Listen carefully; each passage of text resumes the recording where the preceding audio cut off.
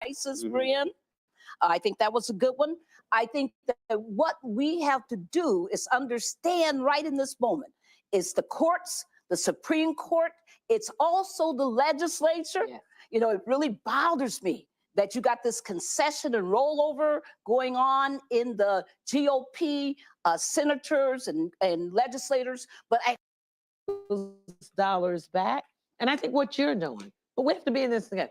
Hold us accountable. My record speaks for itself. Right. Maxine Waters' record speaks for itself. I was out there with her and other people, but we also need media to tell our stories as well. We have to let the people know that we're in this together. Just like you're doing with the lawyers, you have to call us out for the good we're doing. Because if we don't give hope to the least of us and to the Black Americans and to all of Americans, and that's another part of unity tonight, that I'm calling on all of media and especially Black media to give hope and to say, we're in this fight. We're following some of the things you've asked us to do. We have been unapologetic about not being in the room with him. That's the people's house, and he has no right or privilege to be there. And for Elon Musk, a billionaire, to be the spokesperson, unelected, unvetted, and unqualified.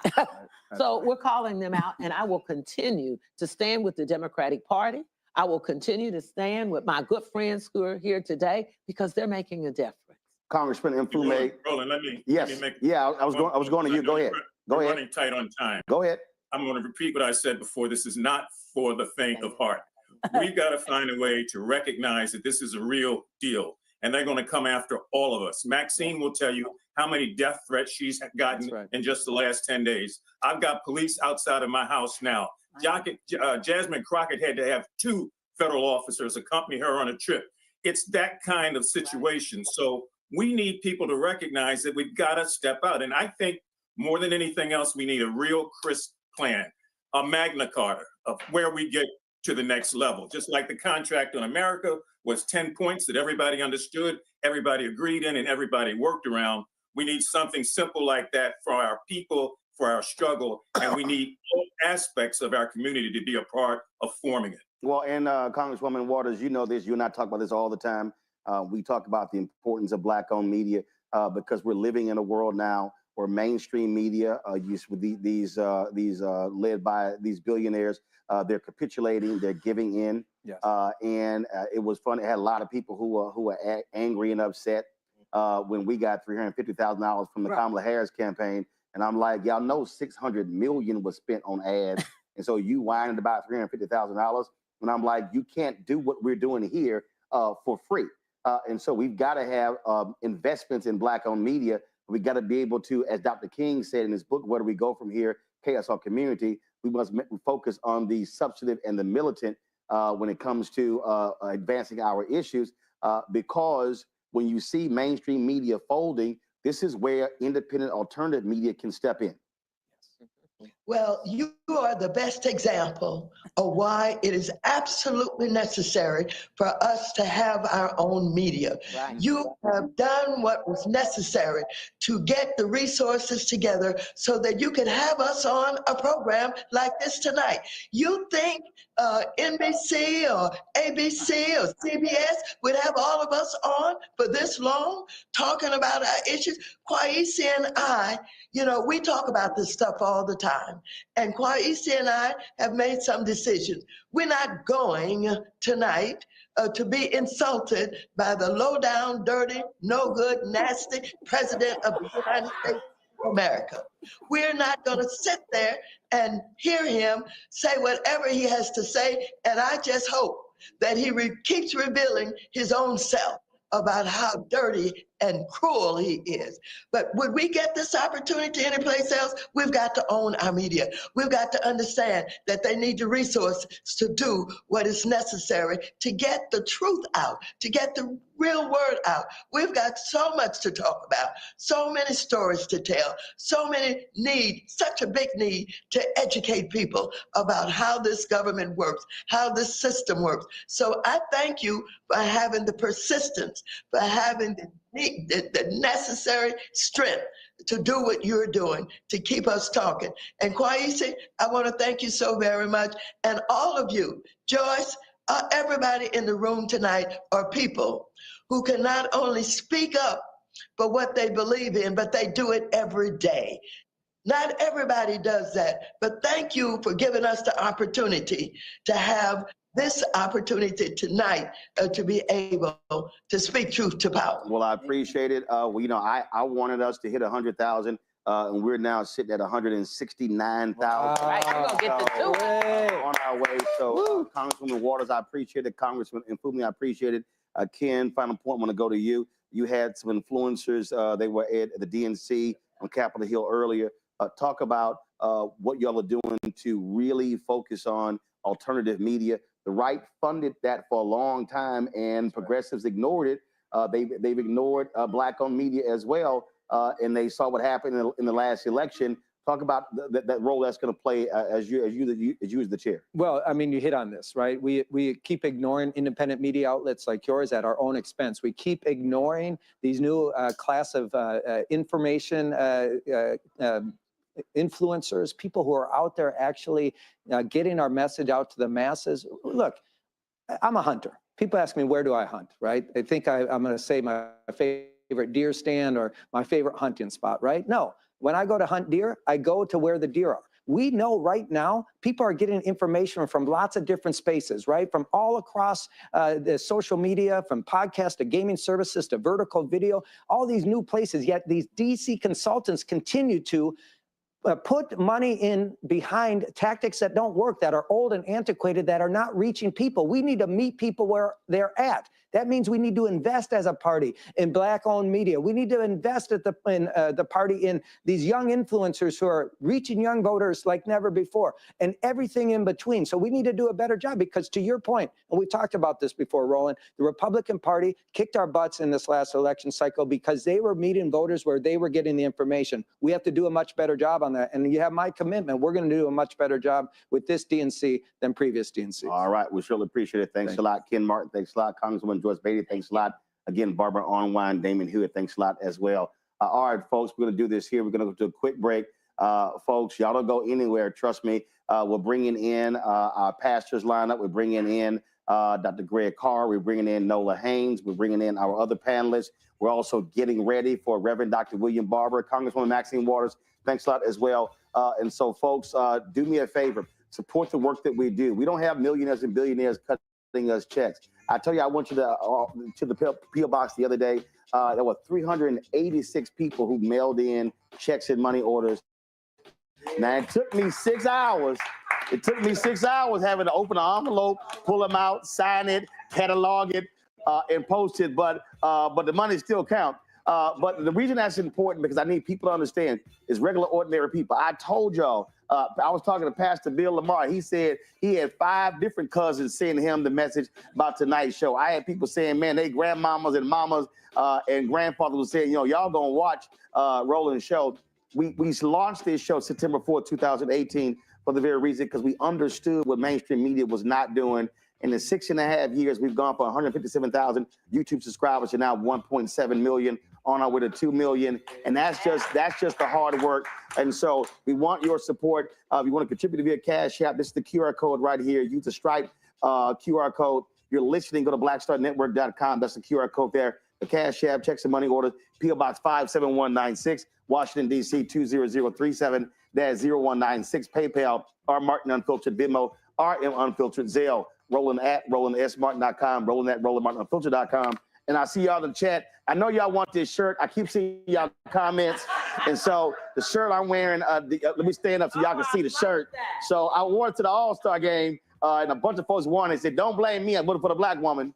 So y'all go to the site. We also have our shirts, hashtag, we tried to tell you, FAFO 2025. Go to rolandmartin.creator-spring.com or to blackstarnetwork.com. Short break, then we'll be back with our pastors, our political panelists before we go live to Reverend Dr. William Barber. We're going to record what Trump has to say. We know he's going to lie. We ain't going to show any of it. We'll show clips after Barber's done, but we're going to have it all covered. I've already seen some excerpts they're definitely be attacking black people and poor people. So we got lots to say about that. You're watching the Black Star Network with 175,000. Tell your friends and family. Let's get to 200,000 back in a moment.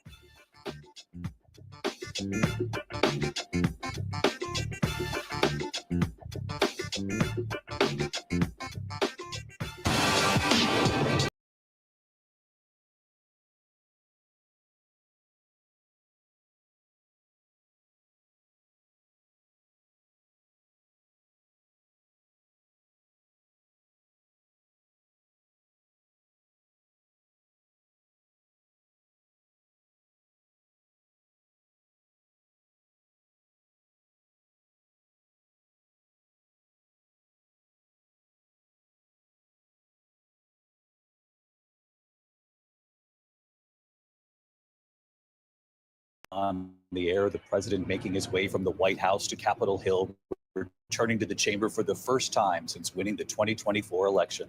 The president and his party in control of Washington. Republicans are, of course, in control of the House and the Senate with thin majorities, but in both majorities nonetheless. In just 6 weeks since the start of the second Trump presidency, the new administration has attempted an aggressive downsizing of the federal government, led, of course, by Elon Musk and his team. The administration laying off thousands of government employees, targeting some federal agencies, including USAID, the CDC, NOAA, among others. Elon Musk is in the chamber tonight as we look at live pictures of the chamber. Rachel Scott is also there. And Rachel, there he is, Elon Musk, special government employee.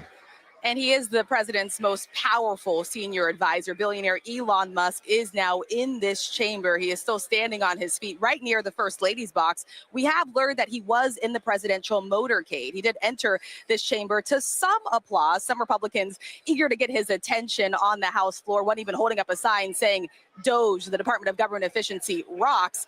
Clearly, some in the room here disagree. And this is striking, David, because many of the attendees tonight, some of the guests are fired federal workers, people who have been impacted by the Department of Government Efficiency and the efforts to shrink the size of the federal government.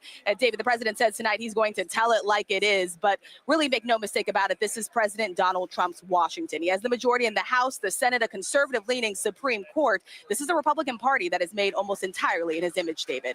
Rachel Scott in the chamber for us. First Lady Melania Trump arriving, and we know that Elon Musk is in the First Lady's box. She has several guests tonight, which we will get to over the course of this evening. President Trump expected, obviously, to point out the First Lady in the chamber, as well as the reasons for her guests being there.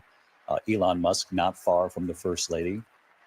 Rachel Scott talking about the balance of power in Washington. You saw that cutaway there just a moment ago of Speaker Johnson and Vice President J.D. Vance, Mary Bruce, Republican Speaker of the House, obviously J.D. Vance, the Vice President.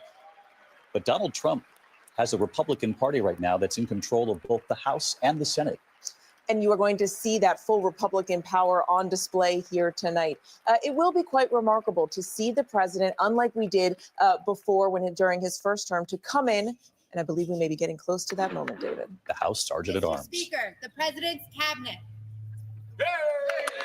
The president's cabinet now entering the room. And Mary, you've covered this every step of the way. His cabinet nominees, by and large, the vast majority of them getting nominated and accepted by the Senate.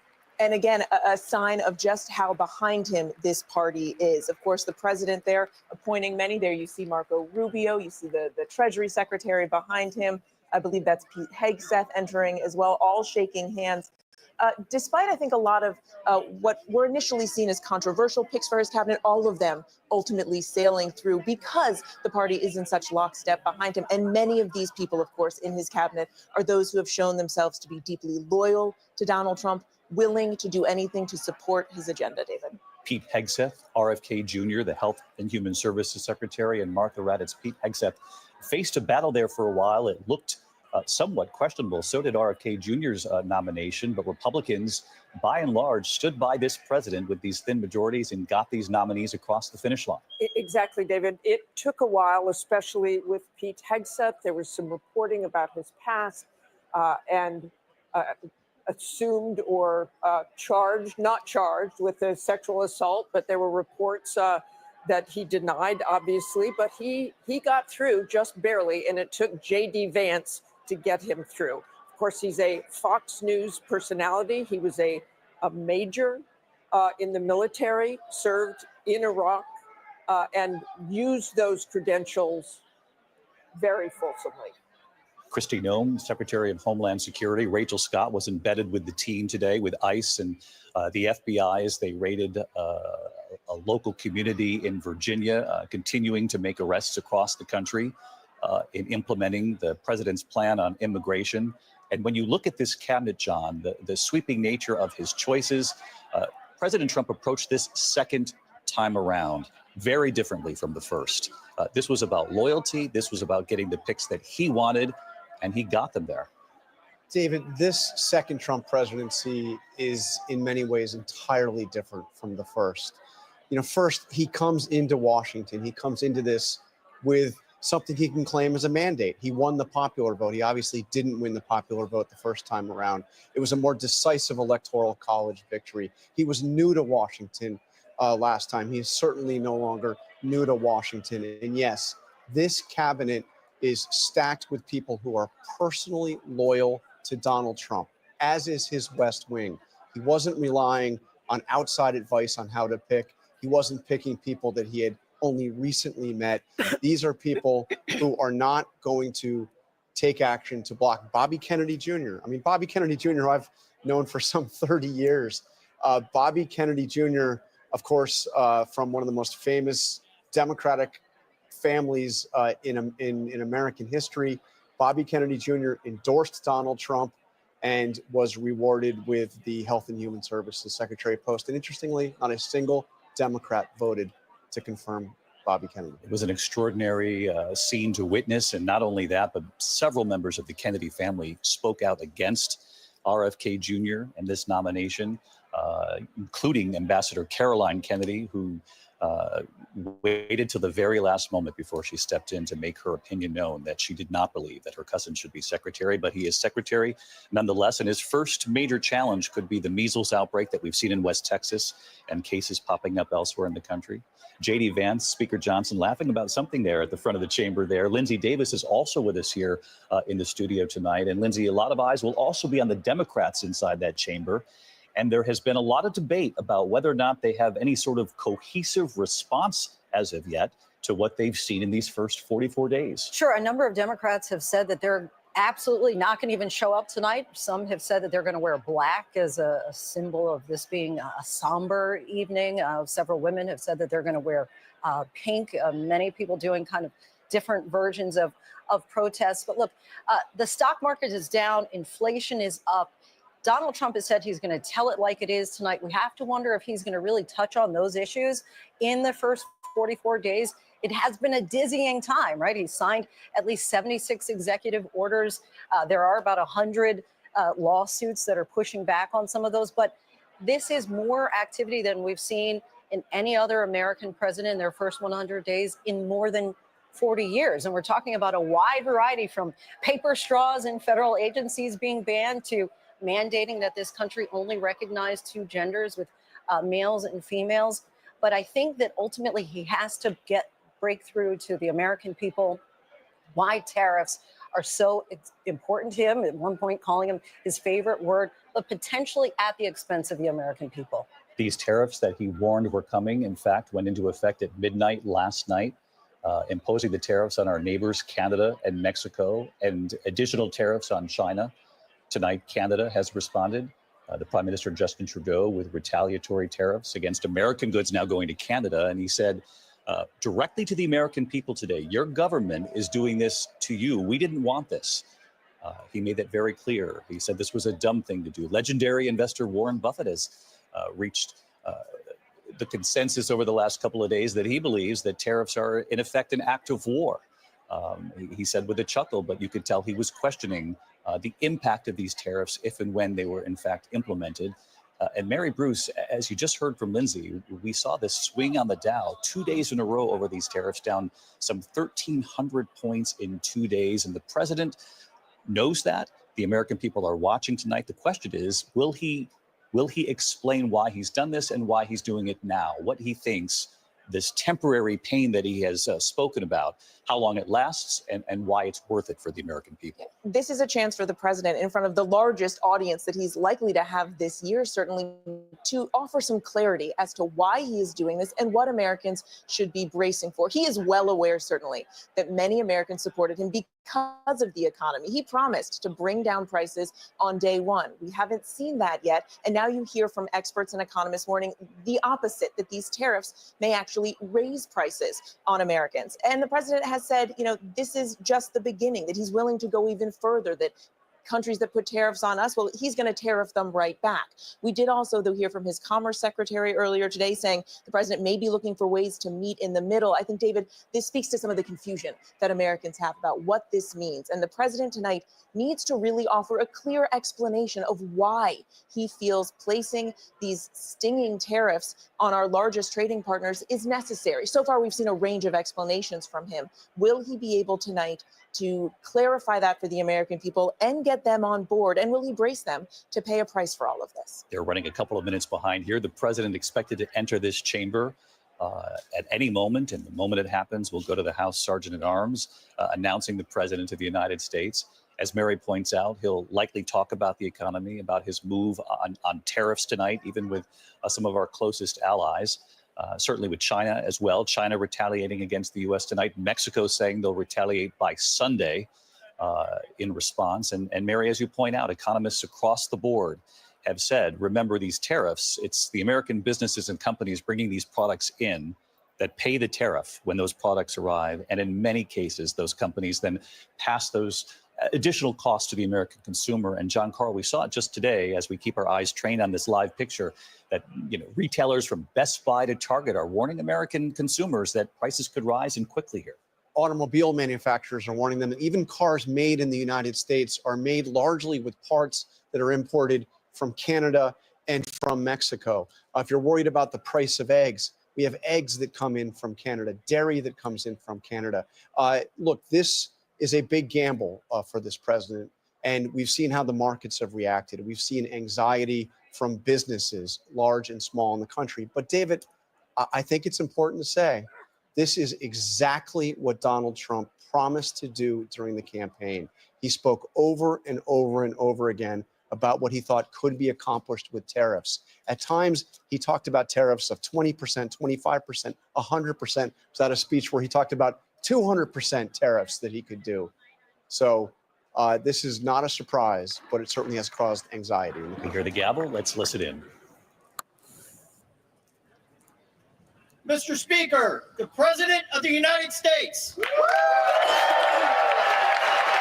William McFarland, the House Sergeant at Arms, announcing President Trump's return to that chamber. He has not been here for an address to Congress. We later in the presidency, of course, we'll call it the State of the Union, but it's called an address to a joint session of Congress for presidents in their first month or two, because there hasn't been a lot of time to preside over the union. Although some would say in these first 44 days, and Lindsay made the point, it has been a dizzying number of actions taken by the president. You have to wonder if that's going to be a defining sort of move for presidents who come after President Trump to act more quickly in these first initial days. It's also a sign that this president has done this before. He fought for re-election. He won the election, both the popular vote and the Electoral College. And Rachel Scott, he got right to work. He picked people who he knew would be loyal to him. He had a plan. And as John Carl said, he campaigned on these issues and he got to work on them. Right away, David. And he's faced very little resistance from Republicans. And this is the divide in Washington that we are seeing play out right here inside of this chamber. Of course, you have Republicans that are rushing to greet the president on the aisles. You have Democrats that are staying seated sort of in protest here as he makes his way down. It is remarkable. The last time that the president stood at this podium, he had just been acquitted in his first impeachment trial. Democrats had just begun their 2020 presidential primary. COVID wasn't even at its peak yet in the United States. And here we are, the president now returning here to this House chamber, speaking to this joint session of Congress after surviving 2 attempted assassinations. And yes, this is his Washington with control and the majority in both chambers of Congress. He has moved very quickly in a way that's almost dizzying even to some Republicans. Even they acknowledge that the president moving at lightning speed, David, to get things done. And Rachel, talk to me about the challenge that the Democrats now face and how to respond to this. I mean, there's no doubt about it. The Republicans are in control. Thin majorities, as I mentioned, in the House and the Senate, but they do control Washington at this point. And this president, at least for the first 44 days, really didn't turn to Congress for much, if at all. These were executive orders and actions. And now comes this address to a joint session, and perhaps they'll try to make the case on things that they need to work together on. But as you pointed out, you're looking around the room, many Democrats aren't even standing. And that's what I'm looking for tonight, David. Does the president appeal to Democrats from across the aisle to try to suggest something that they could work on together, some sort of bipartisanship? As you mentioned, he moved forward with a slew of executive actions from his very first day inside of the Oval Office. The big question here for Democrats, what exactly can they do? And this is something that they are struggling with internally. They really do not have a coherent message. Democratic leaders will even tell you that they don't have the majorities in either chamber. So much so that they're actually considering whether or not they want to leverage a possible government shutdown in just 10 days and a way to push back against some of the efforts from the Department of Government Efficiency and Elon Musk and the Trump administration. We'll have to see if they go forward with that. But Democrats, they are keenly aware of what they are up against here. They are having some challenges figuring out a way to confront it, but they're also keenly aware that the president won on the issues, right? We're talking about the economy and immigration. Of course, 2 things the president is expected to focus on tonight, David. Rachel, thank you as we watch as the president greets members of not only the Supreme Court, but the military and big changes at the Pentagon. Martha, the chairman of the Joint Chiefs out in just the last couple of days. One of the first things he said he wanted to do was get rid of woke generals. Pete Hegseth said the same thing, Secretary of Defense. He fired General C.Q. Brown, just about ready to speak there, and also the Chief of Naval Operations. So some of those people are unfamiliar there tonight. Chants of USA inside the chamber.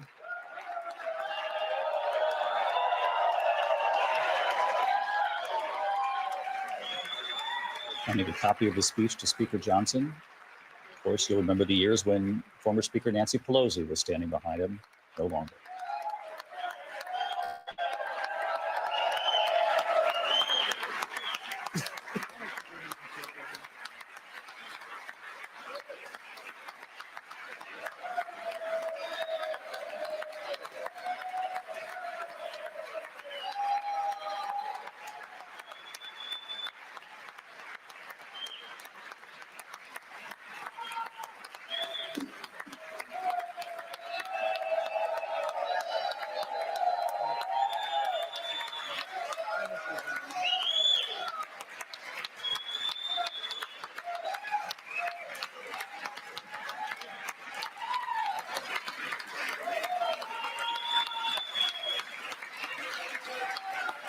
Thank you.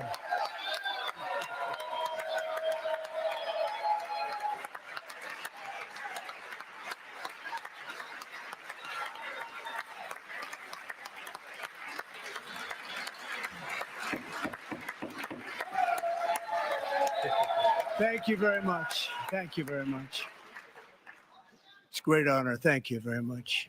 Speaker Johnson, Vice President Vance, the First Lady of the United States.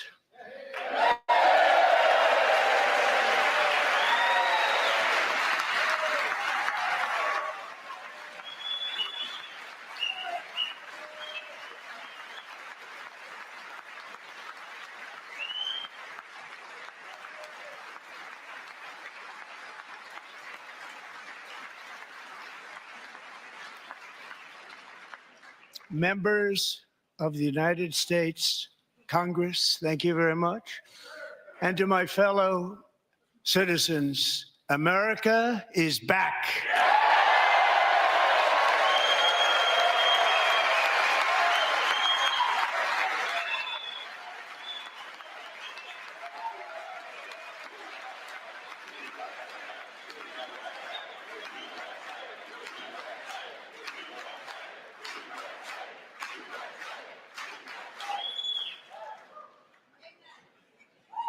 6 weeks ago, I stood beneath the dome of this Capitol and proclaimed the dawn of the golden age of America. From that moment on, it has been nothing but swift and unrelenting action to usher in the greatest and most successful era in the history of our country. We have accomplished more in 43 days than most administrations accomplished in 4 years or 8 years, and we are just getting started.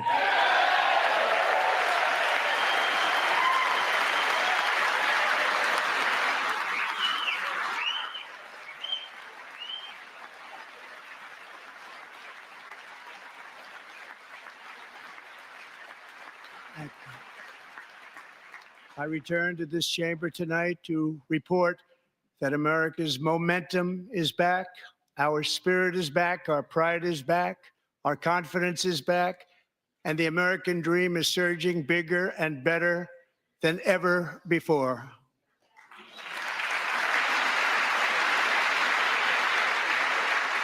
The American dream is unstoppable, and our country is on the verge of a comeback, the likes of which the world has never witnessed and perhaps will never witness again. There's never been anything like it. The presidential election of November 5th was a mandate like has not been seen in many decades. We won all 7 swing states, giving us an electoral college victory of 312 votes.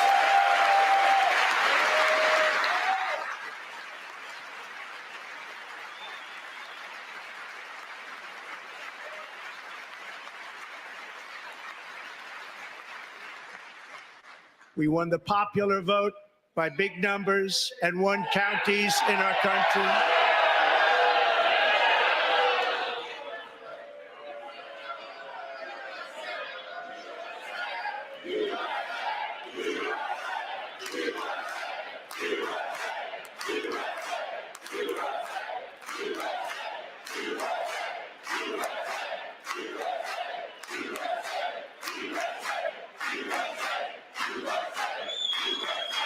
And won counties in our country, 2,700 to 525, on a map that reads almost completely red for Republican.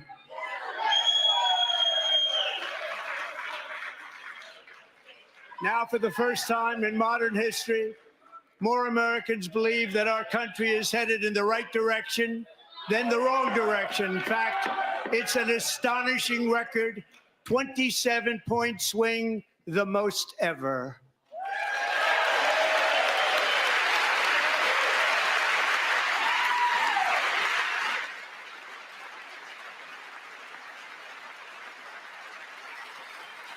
Likewise, small business optimism saw its single largest one-month gain ever recorded, a 41-point jump.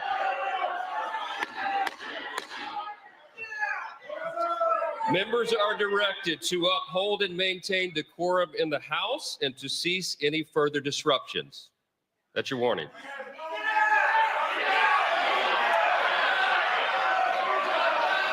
Members are engaging in willful and continuing breach of decorum, and the chair is prepared to direct the Sergeant-at-Arms to restore order to the joint session.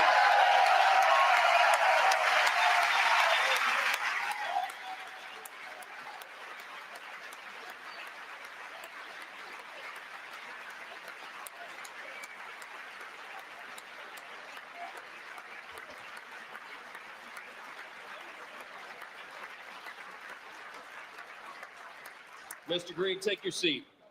Take your seat, sir. Take your seat. Finding that members continue to engage in willful and concerted disruption of proper decorum, the chair now directs the Sergeant-at-Arms to restore order. Remove this gentleman from the chamber.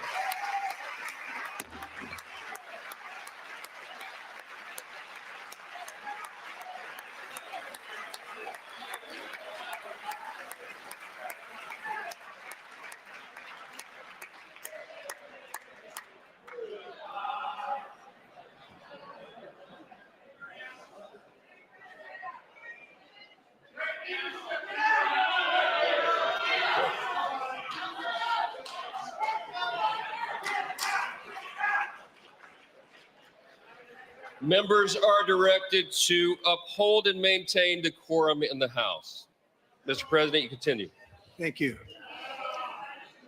Over the past 6 weeks, I have signed nearly 100 executive orders and taken more than 400 executive actions, a record to restore common sense, safety, optimism, and wealth all across our wonderful land. The people elected me to do the job, and I'm doing it.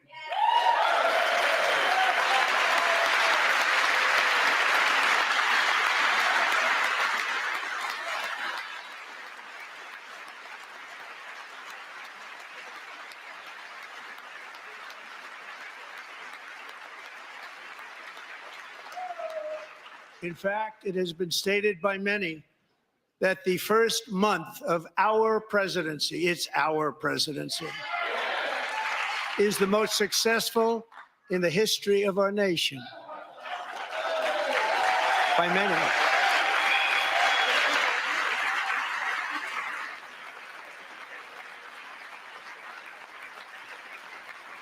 And what makes it even more impressive is that, do you know who number 2 is?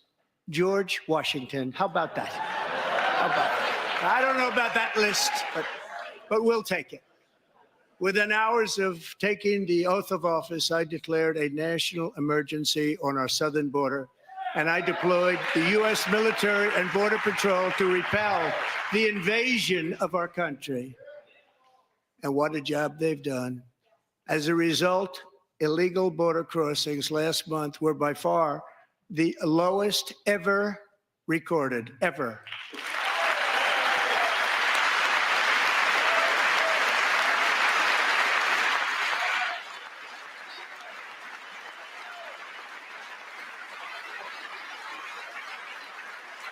They heard my words and they chose not to come. Much easier that way. In comparison, under Joe Biden, the worst president in American history, there were hundreds of thousands of illegal crossings a month, and virtually all of them, including murderers, drug dealers, gang members, and people from mental institutions and insane asylums, were released into our country. Who would want to do that? This is my 5th such speech to Congress. And once again, I look at the Democrats in front of me, and I realize there is absolutely nothing I can say to make them happy or to make them stand or smile or applaud. Nothing I can do. I could find a cure to the most devastating disease, a disease that would wipe out entire nations, or announce the answers to the greatest economy in history, or the stoppage of crime to the lowest levels ever recorded. And these people sitting right here will not clap, will not stand, and certainly will not cheer for these astronomical achievements. They won't do it, no matter what. Five times I've been up here. It's very sad, and it just shouldn't be this way.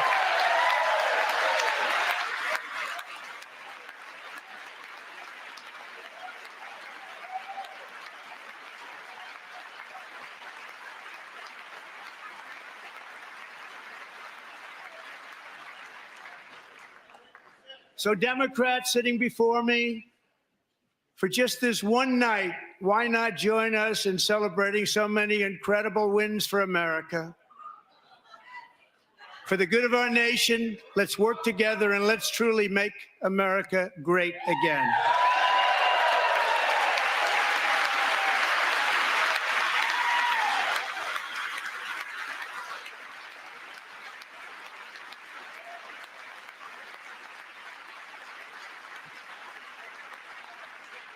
Every day, my administration is fighting to deliver the change America needs to bring a future that America deserves, and we're doing it. This is a time for big dreams and bold action. Upon taking office, I imposed an immediate freeze on all federal hiring, a freeze on all new federal regulations, and a freeze on all foreign aid.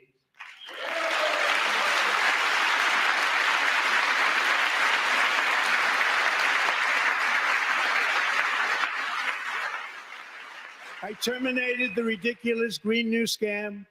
I withdrew from the unfair Paris Climate Accord, which was costing us trillions of dollars that other countries were not paying.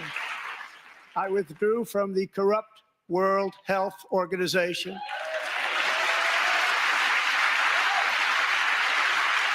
And I also withdrew from the anti-American UN Human Rights Council.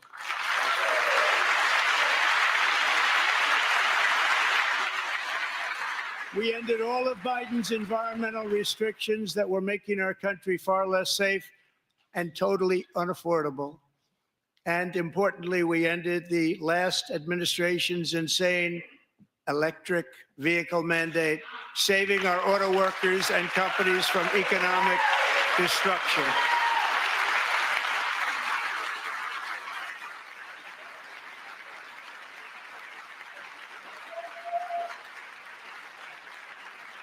To unshackle our economy, I have directed that for every one new regulation, 10 old regulations must be eliminated, just like I did in my very successful first term.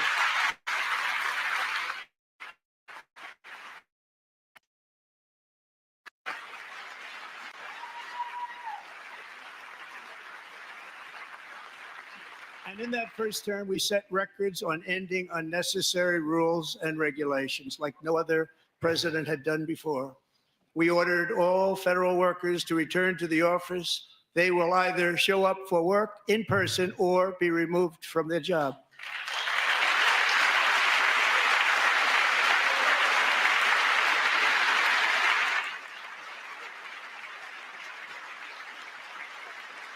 And we've ended weaponized government where, as an example, a sitting president is allowed to viciously prosecute his political opponent, like me. How did that work out? Not too good. Not too good.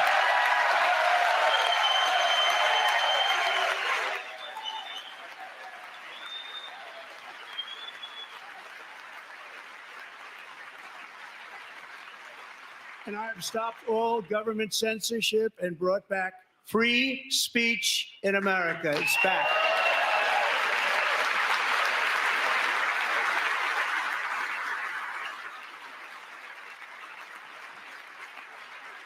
And 2 days ago, I signed an order making English the official language of the United States of America.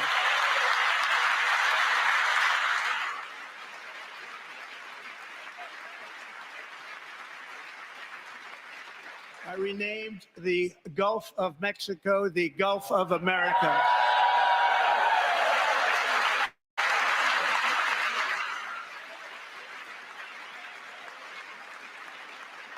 And likewise, I renamed, for a great president, William McKinley, Mount McKinley again. Beautiful Alaska. We love Alaska. We've ended the tyranny of so-called diversity, equity, and inclusion policies all across the entire federal government and indeed the private sector and our military. And our country will be woke no longer.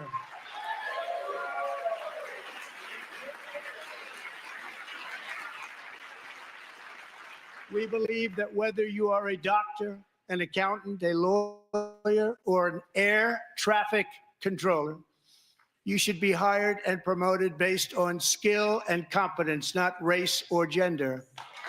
Very important.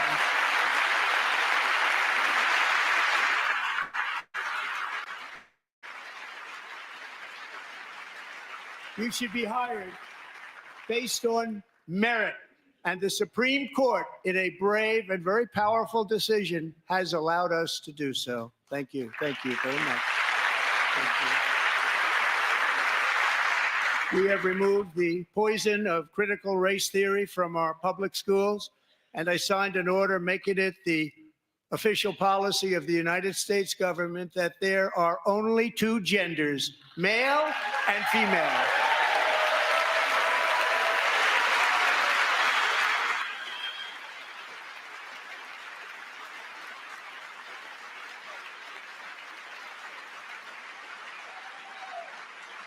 I also signed an executive order to ban men from playing in women's sports.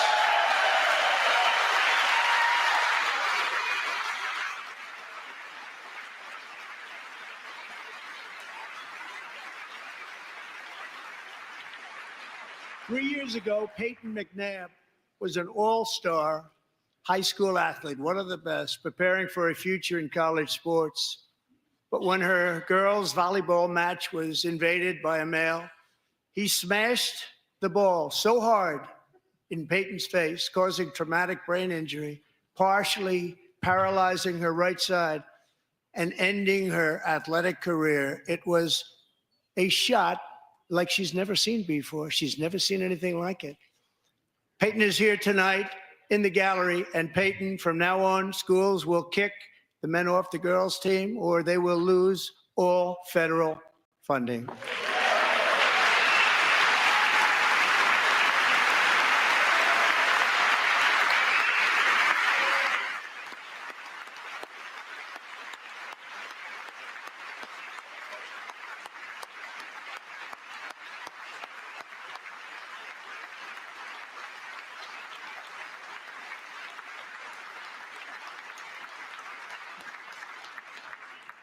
And if you really want to see numbers, just take a look at what happened in the women's boxing, weightlifting, track and field, swimming, or cycling, where a male recently finished a long-distance race 5 hours and 14 minutes ahead of a woman for a new record by 5 hours.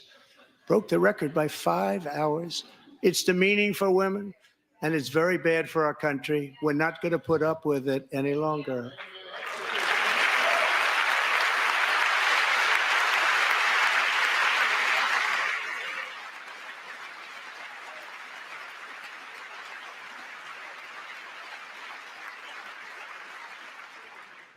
What I have just described is only a small fraction of the common sense revolution that is now, because of us, sweeping the entire world.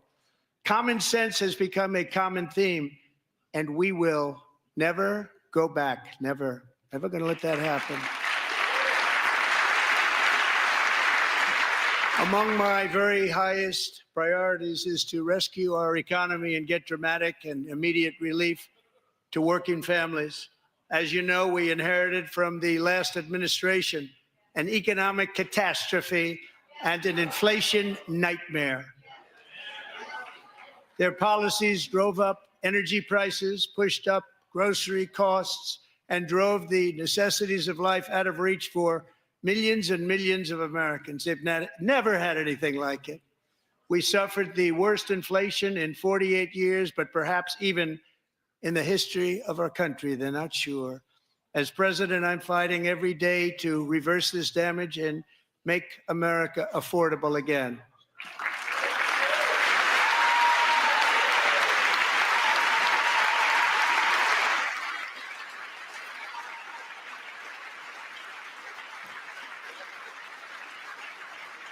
Joe Biden especially let the price of eggs get out of control. The egg price is out of control, and we're working hard to get it back down. Secretary, do a good job on that. You inherited a total mess from the previous administration. Do a good job.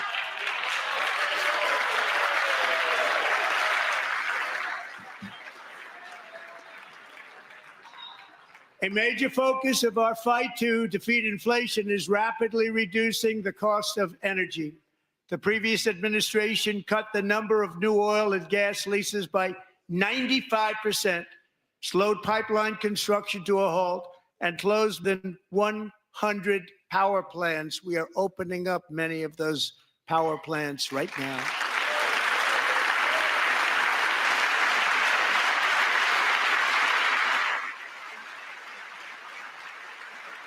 And frankly, we have never seen anything like it. That's why on my first day in office, I declared a national energy emergency. As you've heard me say many times, we have more liquid gold under our feet than any nation on earth, and by far. And now I fully authorize the most talented team ever assembled to go and get it. It's called Drill, Baby, Drill.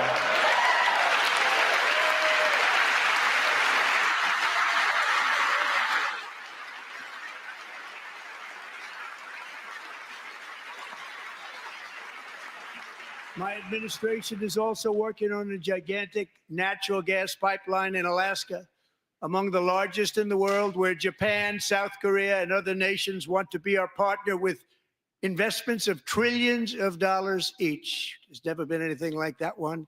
It will be truly spectacular. It's all set to go. The permitting is gotten.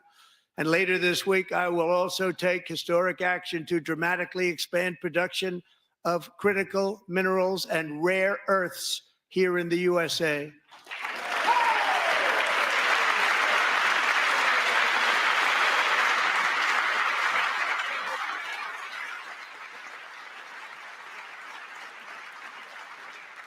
To further combat inflation, we will not only be reducing the cost of energy, but will be ending the flagrant waste of taxpayer dollars.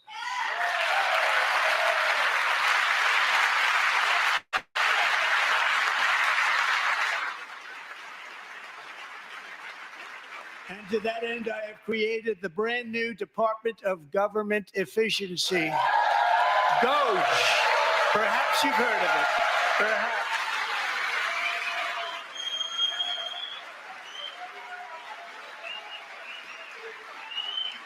Which is headed by Elon Musk, who is in the gallery tonight.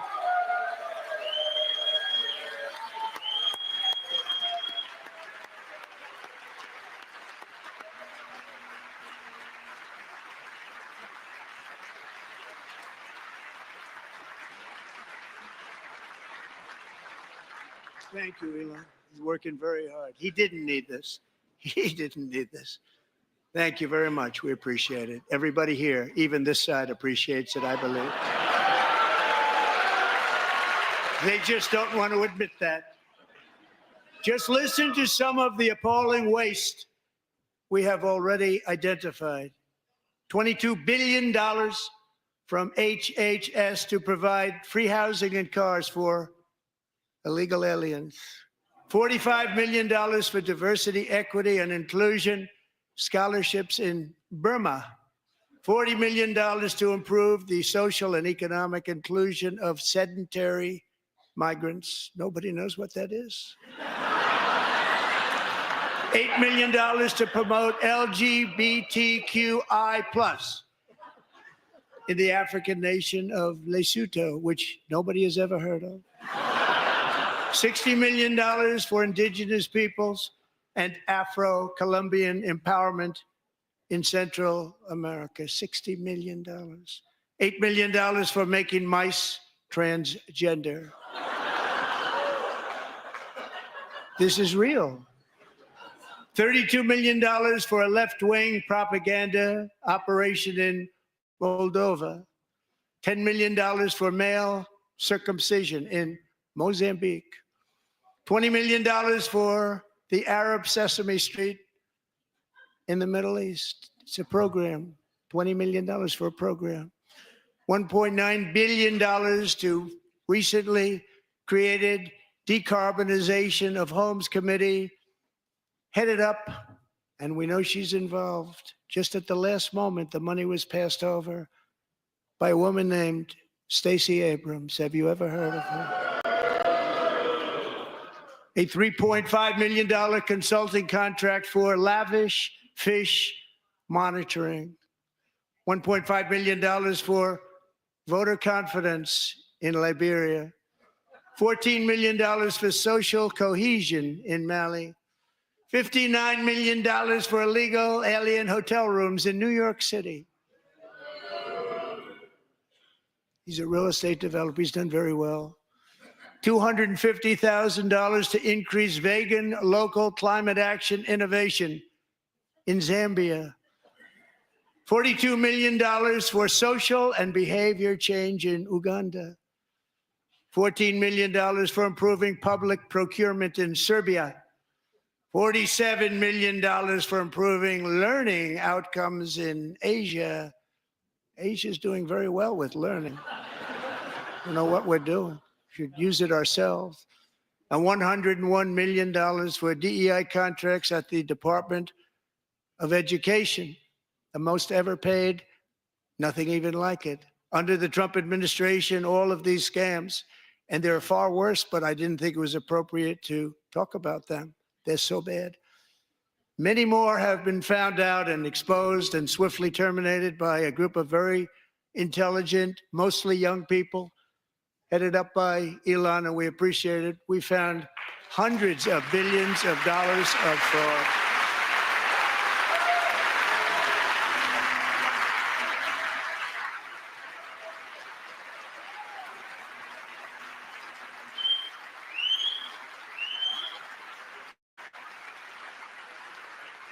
And we've taken back the money and reduced our debt to fight inflation and other things. Taking back a lot of that money. We got it just in time. This is just the beginning. The Government Accountability Office, a federal government office, has estimated annual fraud of over $500 billion in our nation, and we are working very hard to stop it. We're going to. We're also identifying shocking levels of incompetence and probable fraud in the Social Security program for our seniors, and that our seniors and people that we love rely on. Believe it or not, government databases list 4.7 million Social Security members from people aged 100 to 109 years old. It lists 3.6 million people from ages 110 to 119. I don't know any of them. I know some people that are rather elderly, but not quite that elderly. 3.47 million people from ages 120 to 129. 3.9 million people from ages 130 to 139. 3.5 million people from ages 140 to 149. And money is being paid to many of them. And we're searching right now. In fact, Pam, good luck. Good luck. You're going to find it. But a lot of money is paid out to people because it just keeps getting paid, and nobody does. And it really hurts Social Security and hurts our country. 1.3 million people from ages 150 to 159, and over 130,000 people, according to the Social Security databases, are age over 160 years old. We have a healthier country than I thought, Bobby.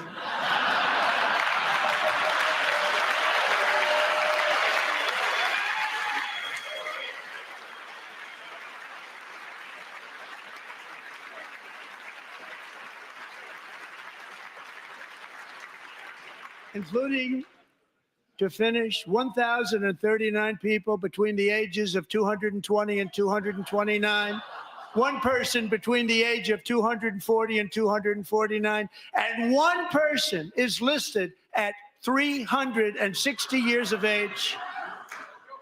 More than 100 years older than our country. But we're going to find out where that money's going, and it's not going to be pretty. By slashing all of the fraud, waste, and theft we can find, we will defeat inflation, bring down mortgage rates, lower car payments and grocery prices, protect our seniors, and put more money in the pockets of American families.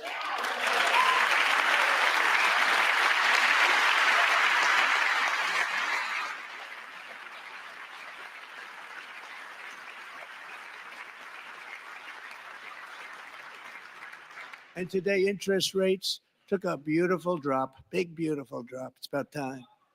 And in the near future, I want to do what has not been done in 24 years, balance the federal budget. We're going to balance it.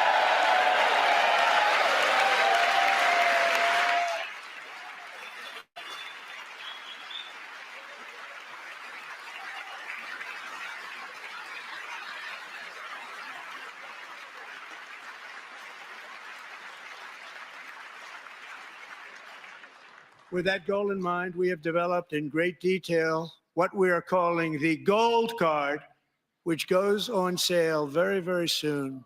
For $5 million, we will allow the most successful job-creating people from all over the world to buy a path to U.S. citizenship. It's like the green card, but better and more sophisticated. And these people will have to pay tax in our country. They won't have to pay tax from where they came. The money that they've made, you wouldn't want to do that, but they have to pay tax, create jobs. They'll also be taking people out of colleges and paying for them so that we can keep them in our country instead of having them being forced out.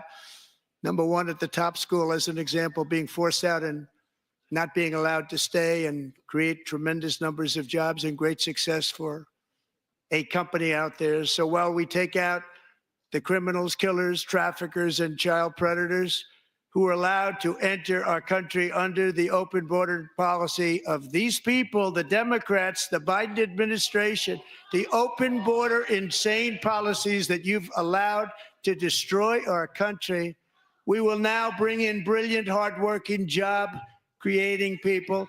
They're going to pay a lot of money, and we're going to reduce our debt with that money.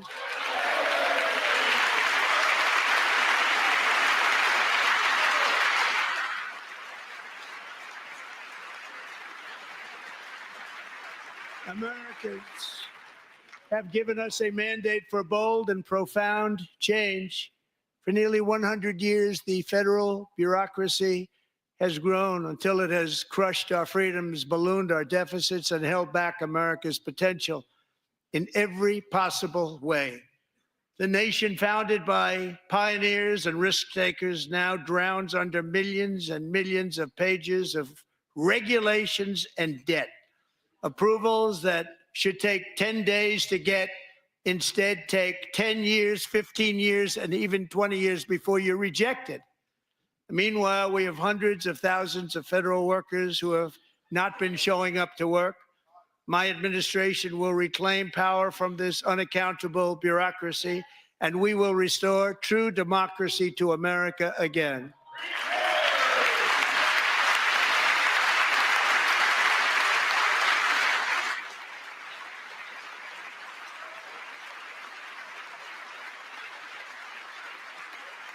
And any federal bureaucrat who resists this change will be removed from office immediately. Because we are draining the swamp. It's very simple. And the days of rule by unelected bureaucrats are over.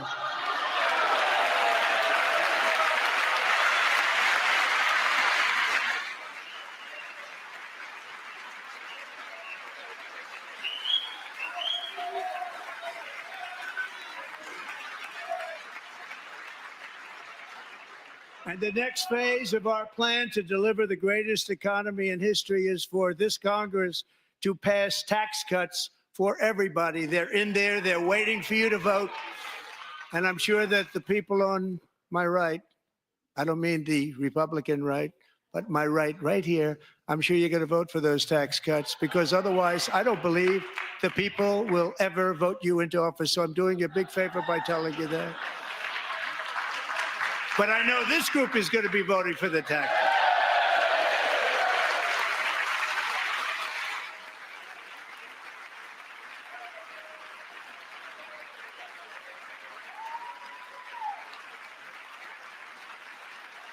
Thank you. It's a very, very big part of our plan. We had tremendous success in our first term with it. A very big part of our plan. We're seeking permanent income tax cuts all across the board.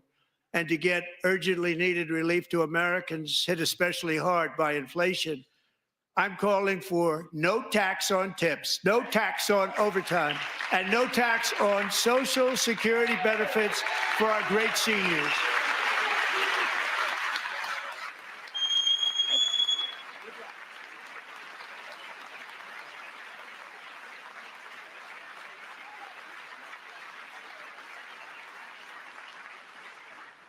And I also want to make interest payments on car loans tax deductible, but only if the car is made in America.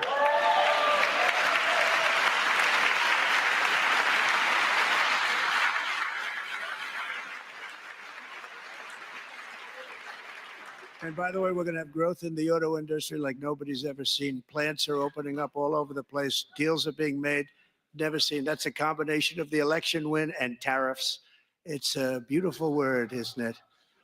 That, along with our other policies, will allow our auto industry to absolutely boom. It's going to boom. Spoke to the majors today, all three, the top people, and they're so excited. In fact, already numerous car companies have announced that they will be building massive automobile plants in America, with Honda just announcing a new plant in Indiana, one of the largest anywhere in the world.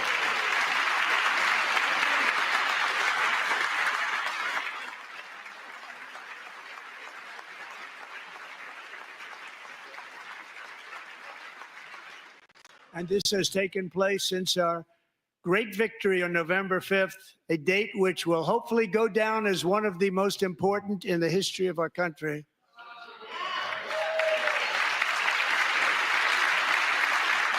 In addition, as part of our tax cuts, we want to cut taxes on domestic production and all manufacturing. And just as we did before, we will provide 100% expensing. It will be retroactive to January 20th, 2025. And it was one of the main reasons why our tax cuts were so successful in our first term, giving us the most successful economy in the history of our country. First term. We had a great first term.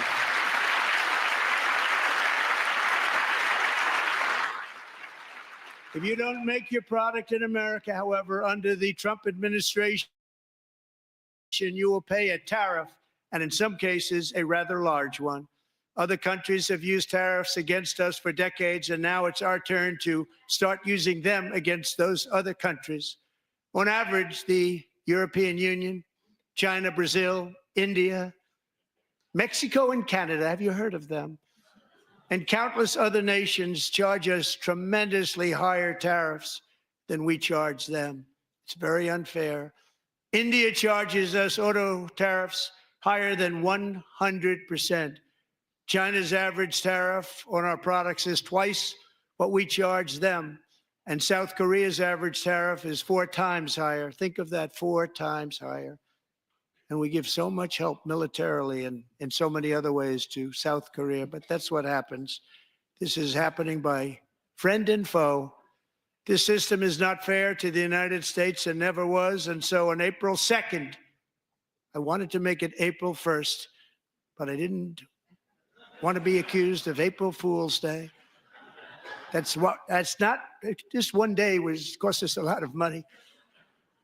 But we're going to do it in April. I'm a very superstitious person. April 2nd, reciprocal tariffs kick in. And whatever they tariff us, other countries, we will tariff them. That's reciprocal, back and forth. Whatever they tax us, we will tax them. If they do non-monetary tariffs to keep us out of their market, then we will do non-monetary barriers to keep them out of our market. There's a lot of that, too. They don't even allow us in their market. We will take in trillions and trillions of dollars and create jobs like we have never seen before. I did it with China and I did it with others, and the Biden administration couldn't do anything about it because there was so much money they couldn't do anything about it. We have been ripped off for decades by nearly every country on earth, and we will not let that happen any longer.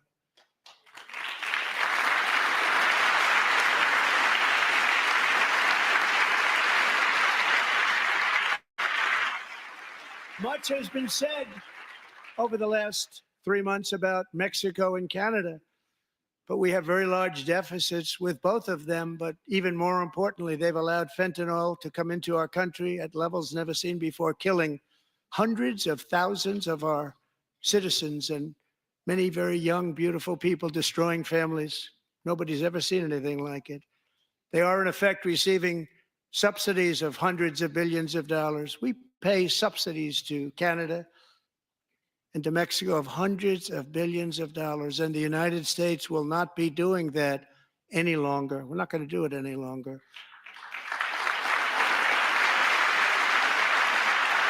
Thanks to our America First policies we're putting into place, we have had $1.7 trillion of new investment in America in just the past few weeks. The combination of the election and our economic policies that people of SoftBank, one of the most brilliant anywhere in the world, announced a $200 billion investment.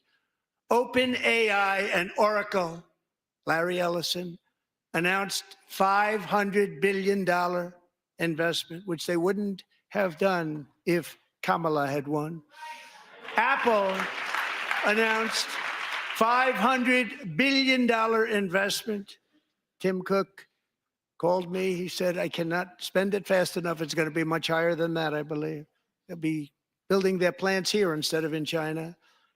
And just yesterday, Taiwan Semiconductor, the biggest in the world, most powerful in the world, has a tremendous amount, 97% of the market, announced a $165 billion investment to build the most powerful chips on earth right here in the USA.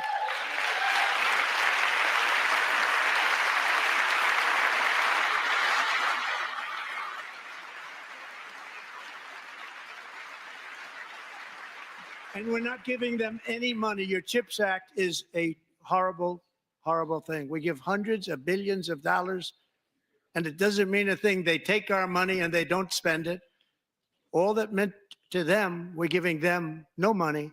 All that was important to them was they didn't want to pay the tariffs, so they came and they're building, and many other companies are coming. We don't have to give them money. We just want to protect our businesses and our people. And they will come because they won't have to pay tariffs if they build in America. So it's very amazing. You should get rid of the CHIP Act, and whatever's left over, Mr. Speaker, you should use it to reduce debt or any other reason you want to.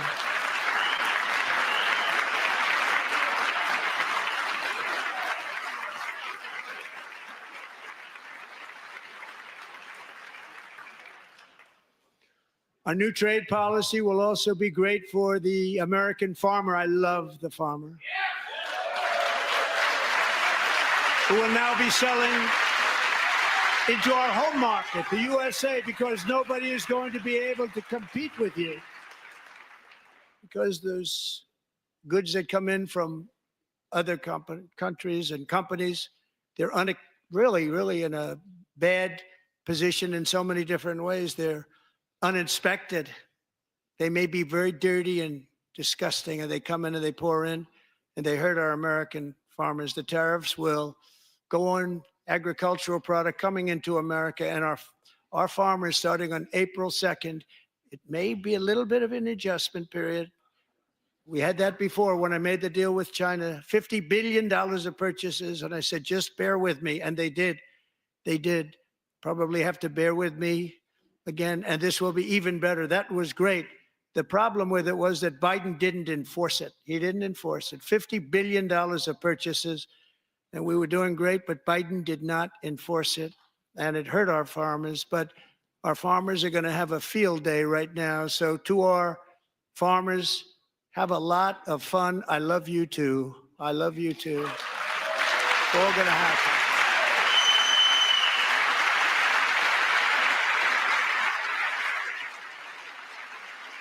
And I have also imposed a 25% tariff on foreign aluminum, copper, lumber, and steel, because if we don't have, as an example, steel and lots of other things, we don't have a military, and frankly, we just won't have a country very long. Here today is a proud American steelworker, fantastic person from Decatur, Alabama, Jeff Denard. Has been working at the same steel plant for 27 years in a job that has allowed him to serve as the captain of his local volunteer fire department, raise 7 children with his beautiful wife, Nicole, and over the years provide a loving home for more than 40 foster children. So great, Jeff.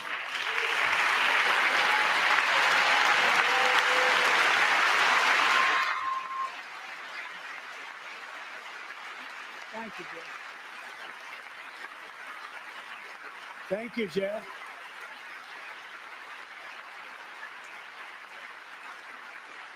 Stories like Jeff's remind us that tariffs are not just about protecting American jobs. They're about protecting the soul of our country. Tariffs are about making America rich again and making America great again, and it's happening, and it will happen rather quickly. There'll be a little disturbance, but we're okay with that. It won't be much. No, you're not. Oh. And look where Biden took us, very low, the lowest we've ever been. Jeff, I want to thank you very much.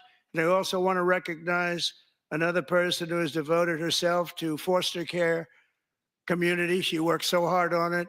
A very loving person, our magnificent First Lady of the United States.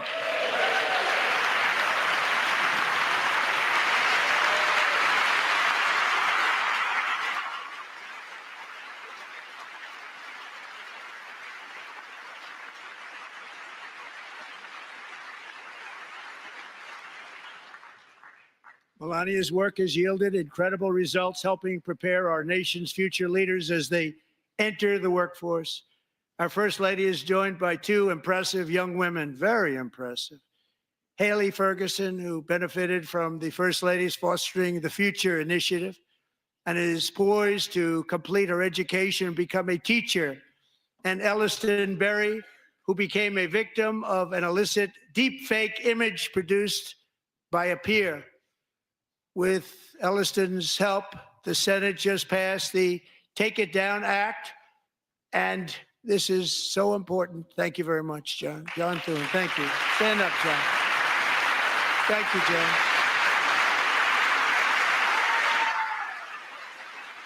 Thank you all very much.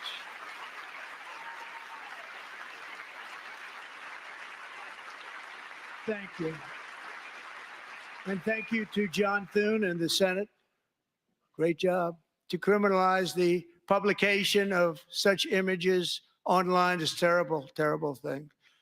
And once it passes the House, I look forward to signing that bill into law.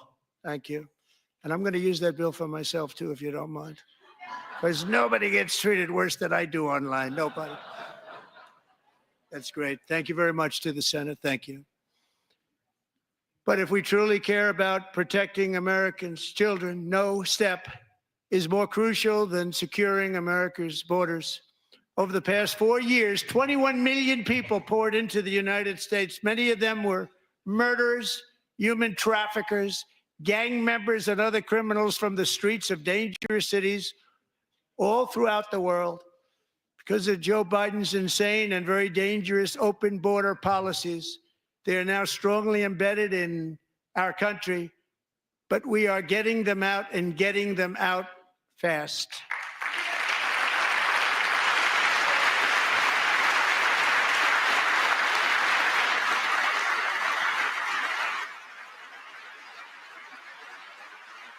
And I want to thank Tom Homan and Christy. I want to thank you and Paul of Border Patrol.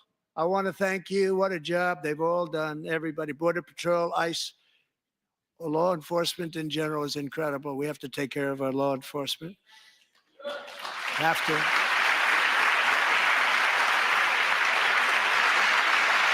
Last year,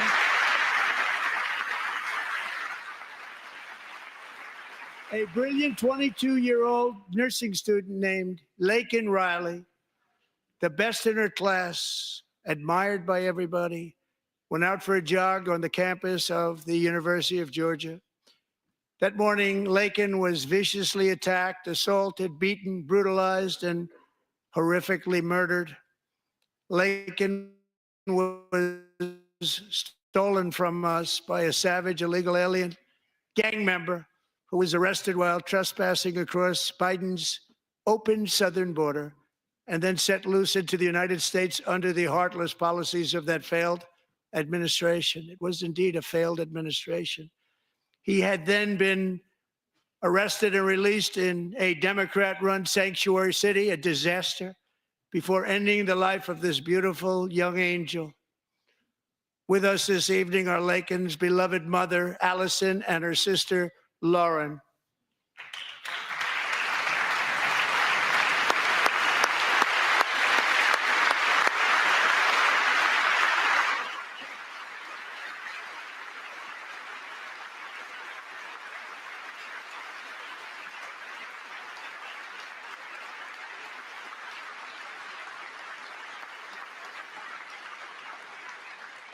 Last year, I told Laken's grieving parents that we would ensure their daughter would not have died in vain. That's why the very first bill I signed into law as your 47th president mandates the detention of all dangerous criminal aliens who threaten public safety. It's a very strong, powerful act.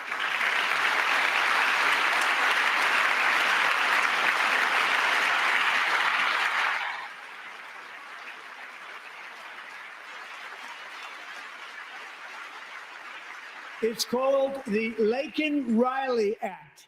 So Allison and Lauren, America will never, ever forget our beautiful Laken Hope Riley.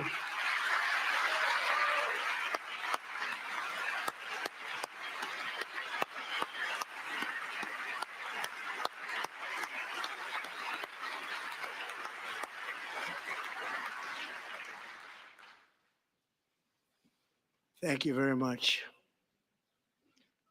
Since taking office, my administration has launched the most sweeping border and immigration crackdown in American history, and we quickly achieved the lowest numbers of illegal border crossers ever recorded. Thank you.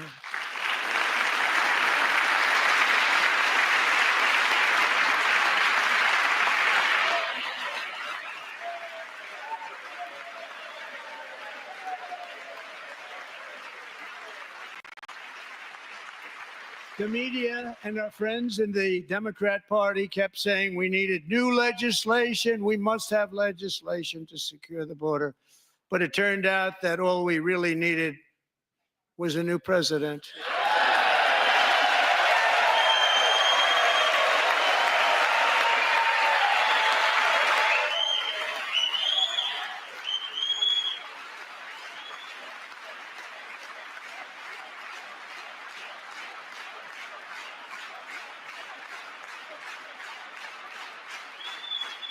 Thank you. Joe Biden didn't just open our borders, he flew illegal aliens over them to overwhelm our schools, hospitals, and communities throughout the country. Entire towns like Aurora, Colorado, and Springfield, Ohio, buckled under the weight of the migrant occupation and corruption like nobody's ever seen before. Beautiful towns destroyed. Now, just as I promised in my inaugural address, we are achieving the great liberation of America.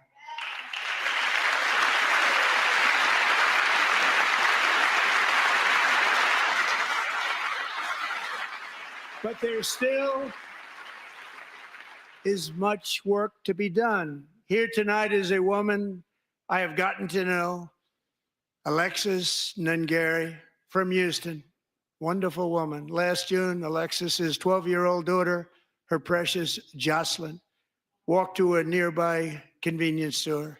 She was kidnapped, tied up, assaulted for 2 hours under a bridge, and horrifically murdered. Arrested and charged with this heinous crime are 2 illegal alien monsters from Venezuela, released into America by the last administration through their ridiculous open border. The death of this beautiful 12-year-old girl and the agony of her mother and family touched our entire nation greatly. Alexis, I promised that we would always remember your daughter, your magnificent daughter. And earlier tonight, I signed an order keeping my word to you. One thing I have learned about Jocelyn is that she loved animals so much. She loved nature. Across Galveston Bay, from where Jocelyn lived in Houston, you will find a magnificent national wildlife refuge, a pristine, peaceful, 34,000-acre sanctuary for all of God's creatures on the edge of the Gulf of America. Alexis, moments ago, I formally renamed that refuge in loving memory of your beautiful daughter, Jocelyn. So, Mr. Vice President, if you would, may I have the order?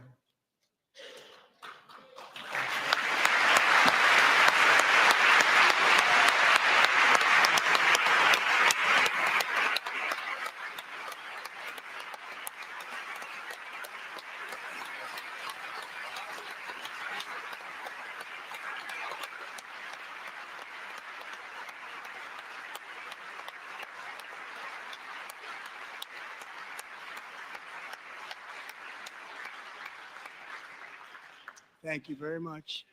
All three savages charged with Jocelyn and Lakin's murders were members of the Venezuelan prison gang, the toughest gang, they say, in the world, known as Tren de Aragua. 2 weeks ago, I officially designated this gang, along with MS-13 and the bloodthirsty Mexican drug cartels, as foreign terrorist organizations.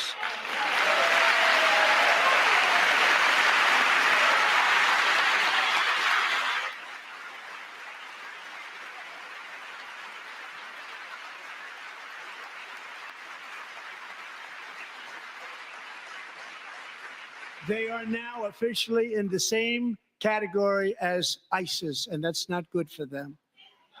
Countless thousands of these terrorists were welcomed into the U.S. by the Biden administration. But now every last one will be rounded up and forcibly removed from our country, or, if they're too dangerous, put in jails, standing trial in this country, because we don't want them to come back ever. With us this evening is a warrior on the front lines of that battle, Border Patrol Agent Roberto Ortiz. Great guy.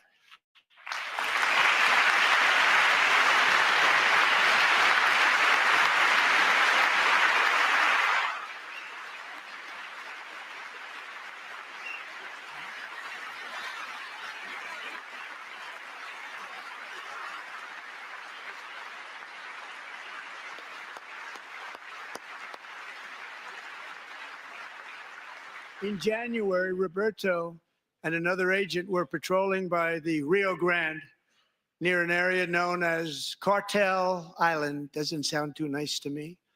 When heavily armed gunmen started shooting at them, Roberto saw that his partner was totally exposed, at great danger, and he leapt into action, returning fire and providing crucial seconds for his fellow agent to seek safety, just barely.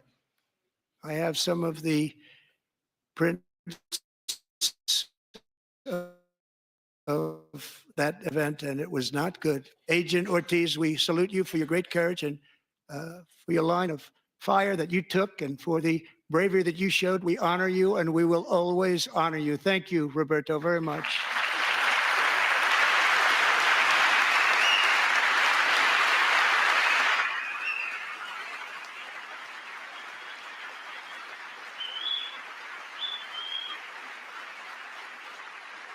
Thank you, Roberto. And I actually got to know him on my many calls to the border. He's a great gentleman.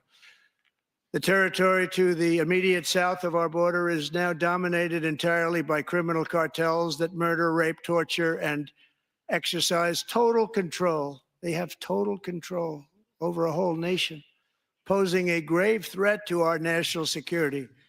The cartels are waging war on America, and it's time for America to wage war on the cartels, which we are doing.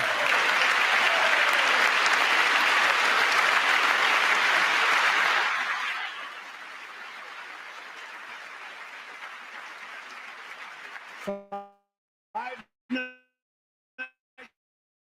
ago, Mexican authorities, because of our tariff policies being imposed on them, think of this, handed over to us 29 of the biggest cartel leaders in their country. That has never happened before. They want to make us happy. First time ever. But we need Mexico and Canada to do much more than they've done, and they have to stop the fentanyl and drugs pouring into the USA. They're going to stop it.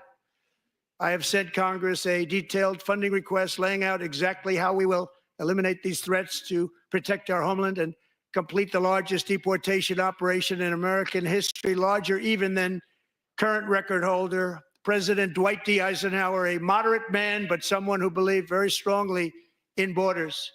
Americans expect Congress to send me this funding without delay so I can sign it into law. So, Mr. Speaker, John Thune, both of you, I hope you're going to be able to do that, Mr. Speaker. Thank you.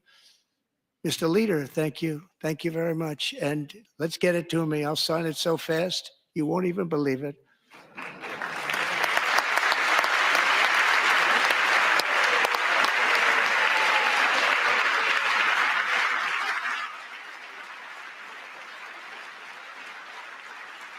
And as we reclaim our sovereignty, we must also bring back law and order to our cities and towns.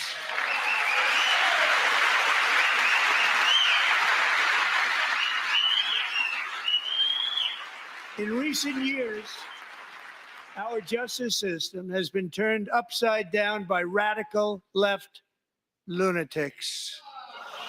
Many jurisdictions virtually ceased enforcing the law against dangerous repeat offenders while weaponizing law enforcement against political opponents like me. My administration has acted swiftly and decisively to restore fair, equal, and impartial justice under the constitutional rule of law, starting at the FBI and the DOJ. Pam, good luck. Cash, wherever you may be, good luck. Good luck. Pam Bondi, good luck. So important. Going to do a great job. Cash, thank you. Thank you, Cash.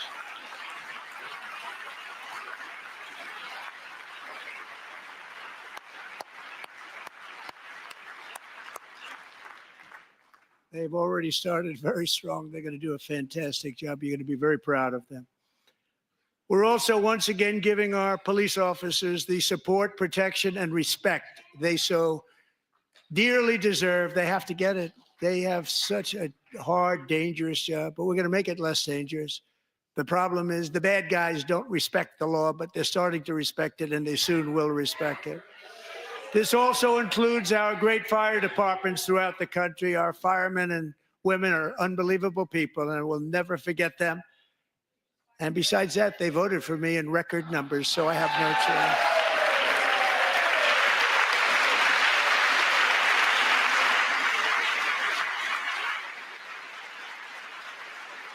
1 year ago this month, 31-year-old New York police officer Jonathan Diller, unbelievably wonderful person and a great officer, was gunned down at a traffic stop on Long Island. I went to his funeral. The vicious criminal charged with his murder had 21 prior arrests, and they were rough arrests, too. He was a real bad one. The thug in the seat next to him had 14 prior arrests and went by the name of Killer. He was Killer. He killed other people, they say, a lot of them. I attended Officer Diller's service, and when I met his wife and one-year-old son, Ryan, it was very inspirational, actually. His widow's name is Stephanie, and she is here tonight. Stephanie, thank you very much, Stephanie.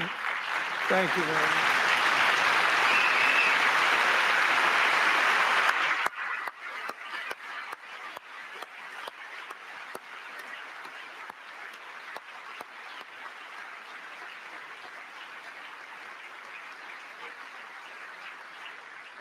Stephanie, we're going to make sure that Ryan knows his dad was a true hero, New York's finest, and we're going to get these cold-blooded killers and repeat offenders off our streets, and we're going to do it fast. Got to stop it. They get out with 28 arrests. They push back of the head with baseball bats. We got to get them out of here. I've already signed an executive order requiring a mandatory death penalty for anyone who murders a police officer. And tonight I'm asking Congress to pass that policy into permanent law.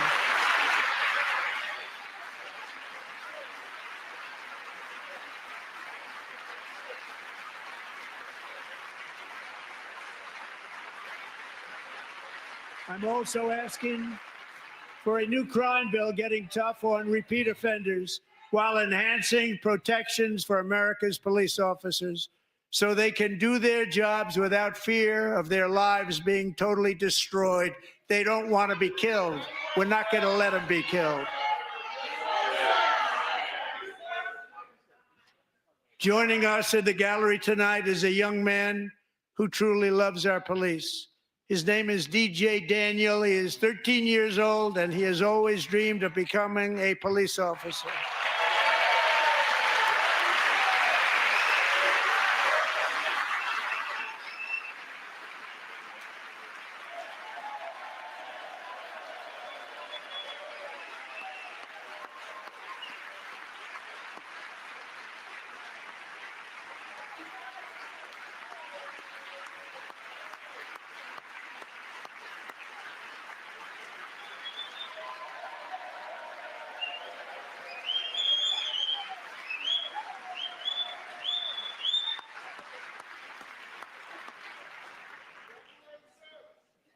But in 2018, DJ was diagnosed with brain cancer.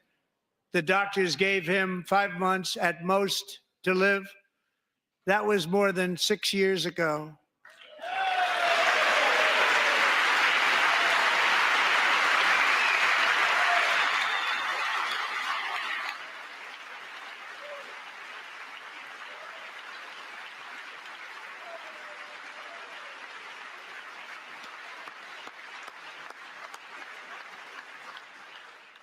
Since that time, DJ and his dad have been on a quest to make his dream come true, and DJ has been sworn in as an honorary law enforcement officer, actually a number of times. The police love him, the police departments love him.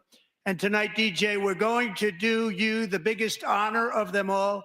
I am asking our new Secret Service Director, Sean Curran, to officially make you an agent of the United States Secret Service.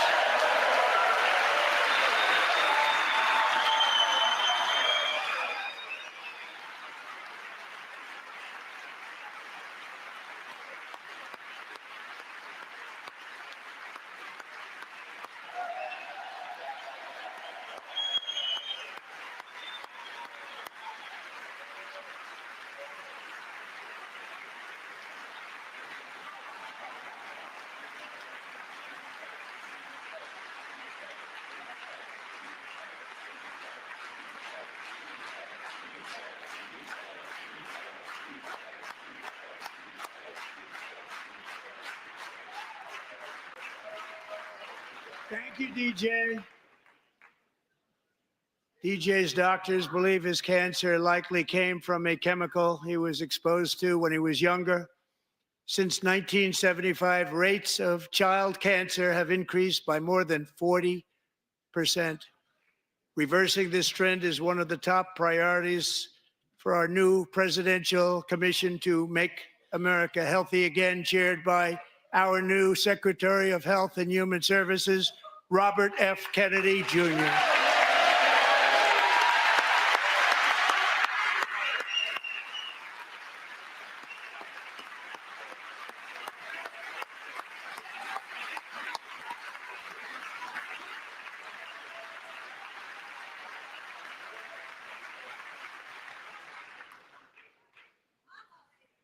With the name Kennedy, you would have thought everybody over here would have been cheering.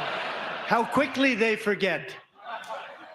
Our goal is to get toxins out of our environment, poisons out of our food supply, and keep our children healthy and strong. As an example, not long ago, and you can't even believe these numbers, 1 in 10,000 children had autism, 1 in 10,000. And now it's 1 in 36. There's something wrong. 1 in 36. Think of that. So we're going to find out what it is, and there's nobody better than Bobby and all of the people that are working with you. You have the best to figure out what is going on. Okay, Bobby, good luck. It's a very important job. Thank you.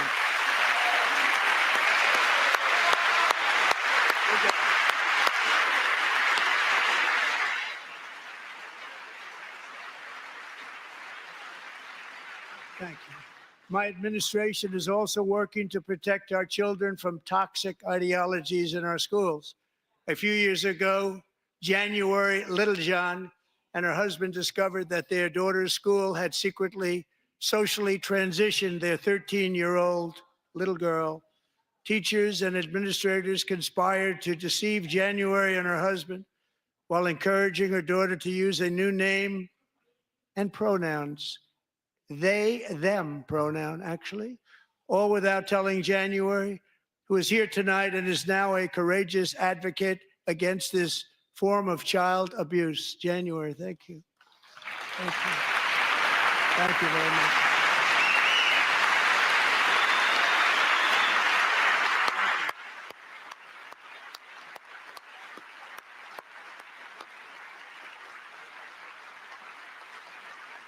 Thank you. Stories like this are why, shortly after taking office, I signed an executive order banning public schools from indoctrinating our children with transgender ideology.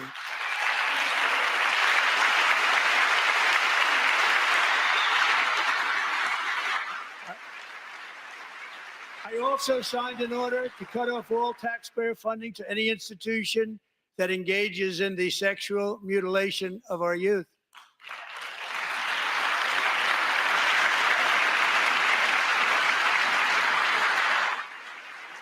And now I want Congress to pass a bill permanently banning and criminalizing sex changes on children and forever ending the lie that any child is trapped in the wrong body. This is a big lie.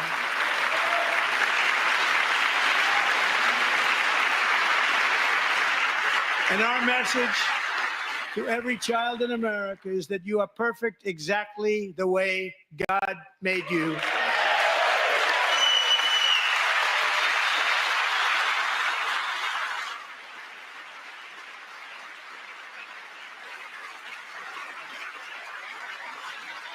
Because we're getting wokeness out of our schools and out of our military, and it's already out, and it's out of our society. We don't want it. Wokeness is trouble. Wokeness is bad. It's gone. It's gone. And we feel so much better for it, don't we? Don't we feel better?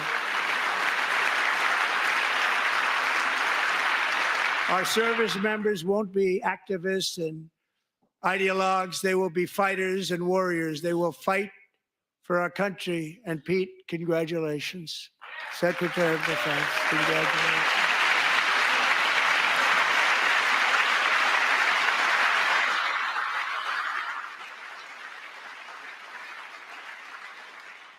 And he's not big into the woke movement, I can tell you.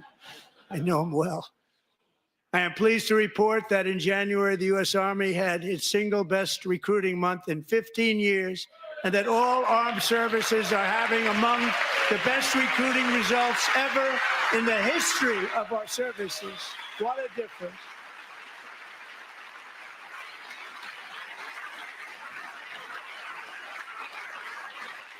And you know, it was just a few months ago where the results were exactly the opposite. We couldn't recruit anywhere. We couldn't recruit. Now we're having the best results just about that we've ever had. What a tremendous turnaround. It's really a beautiful thing to see. People love our country again. It's very simple. They love our country and they love being in our military again. So it's a great thing. And thank you very much. Great job. Thank you.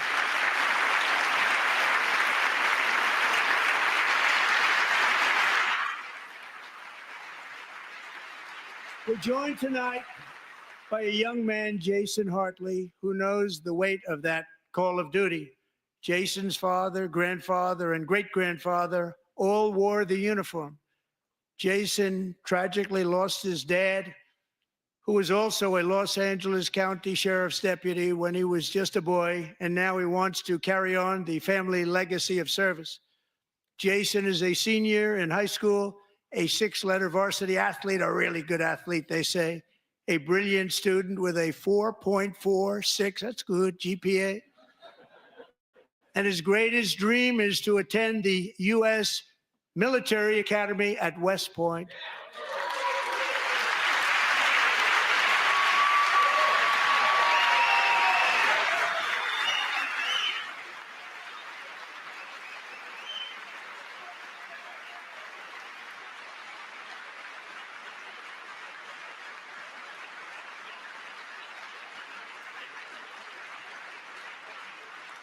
And Jason, that's a very big deal getting in. That's a hard one to get into. But I'm pleased to inform you that your application has been accepted.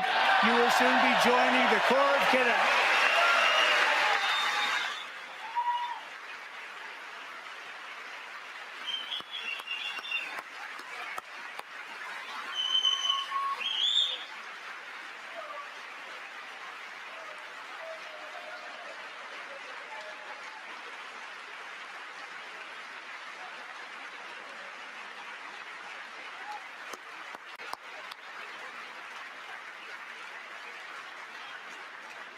Thank you. Jason, you're going to be on the long gray line, Jason. As Commander-in-Chief, my focus is on building the most powerful military of the future. As a first step, I'm asking Congress to fund a state-of-the-art Golden Dome missile defense shield to protect our homeland, all made in the USA.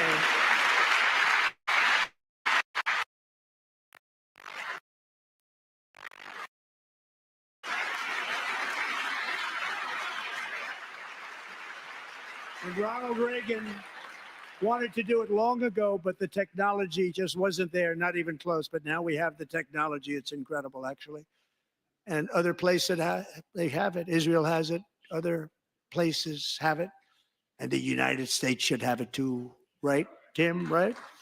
They should have it too. So I want to thank you. But it's a very, very important. This is a very dangerous world. We should have it. We want to be protected, and we're going to protect our citizens like never before. To boost our defense industrial base, we are also going to resurrect the American shipbuilding industry, including commercial shipbuilding and military shipbuilding.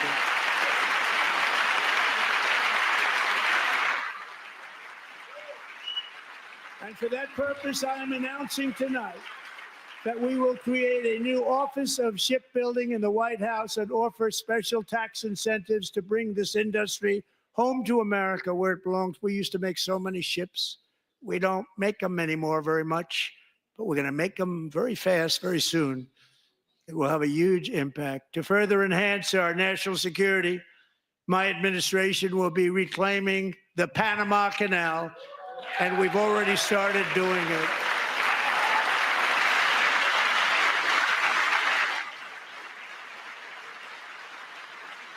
Just today, a large American company announced they are buying both ports around the Panama Canal and lots of other things having to do with the Panama Canal and a couple of other canals. The Panama Canal was built by Americans for Americans, not for others, but others could use it. But it was built at tremendous cost of American blood and treasure. 38,000 workers died building the Panama Canal. They died of malaria. They died of snake bites and mosquitoes. Not a nice place to work. They paid them very highly to go there, knowing there was a 25% chance that they would die. The most expensive project also that was ever built in our country's history, if you bring it up to modern day costs. It was given away by the Carter administration for $1. But that agreement has been violated very severely.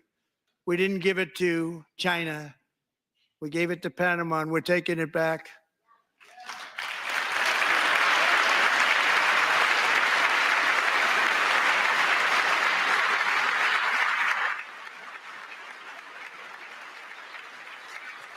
And we have Marco Rubio in charge. Good luck, Marco. Now, we know who to blame if anything goes wrong. Marco's been amazing, and he's going to do a great job. Think of it. He got 100 votes. You know, he was approved with actually 99, but the 100th was this gentleman, and I feel very certain. So let's assume he got 100 votes. And I'm either very, very happy about that, or I'm very concerned about it. But he's already proven. I mean, he's a great gentleman. He's respected by everybody, and we appreciate you voting for Marco. He's going to do a fantastic job. Thank you. Thank you. He's doing a great job. Great job. And I also have a message tonight for the incredible people of Greenland. We strongly support your right to determine your own future. And if you choose, we welcome you into the United States of America. We need Greenland for national security and even international security. And we're working with everybody involved to try and get it. But we need it really for international world security. And I think we're going to get it. One way or the other, we're going to get it.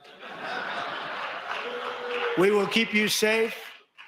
We will make you rich, and together we will take Greenland to heights like you have never thought possible before.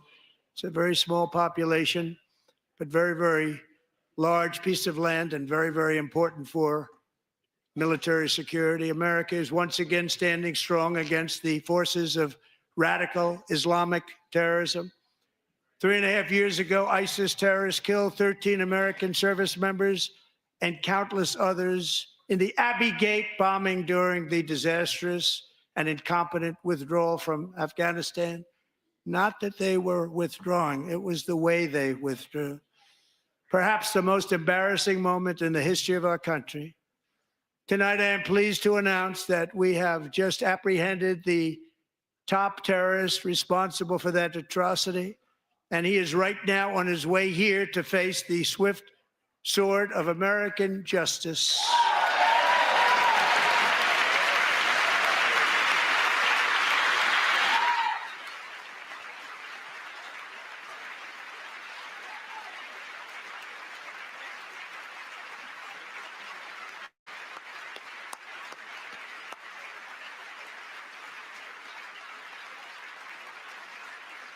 And I want to thank especially the government of Pakistan for helping arrest this monster.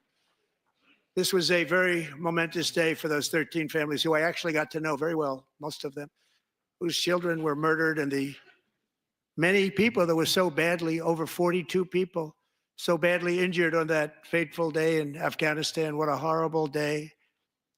Such incompetence was shown that when Putin saw what happened, I guess he said, wow, maybe this is my chance. That's how bad it was. Should have never happened. Grossly incompetent people. I spoke to many of the parents and loved ones, and they're all in our hearts tonight. Just spoke to them on the phone. We had a big call. Every one of them called, and everybody was on the line, and they did nothing but cry with happiness. They were very happy, as happy as you can be under those circumstances. Their child, brother, sister, son, daughter was killed for no reason whatsoever. In the Middle East, we're bringing back our hostages from Gaza. In my first term, we had one of the most groundbreaking peace agreements in generations, the Abraham Accords.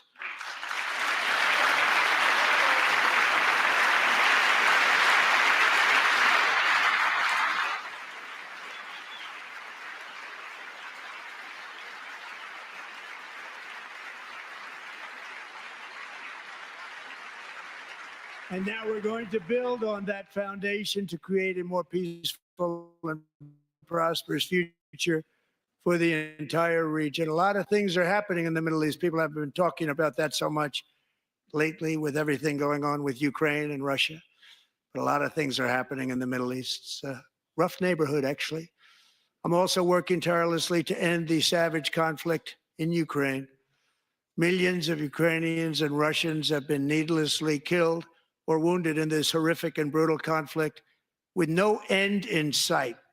The United States has sent hundreds of billions of dollars to support Ukraine's defense with no security, with no anything.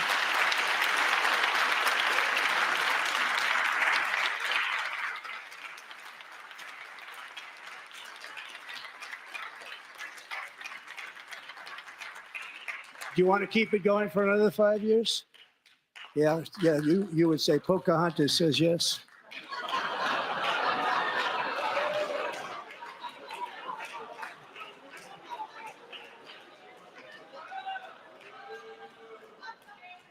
$2,000 people are being killed every single week.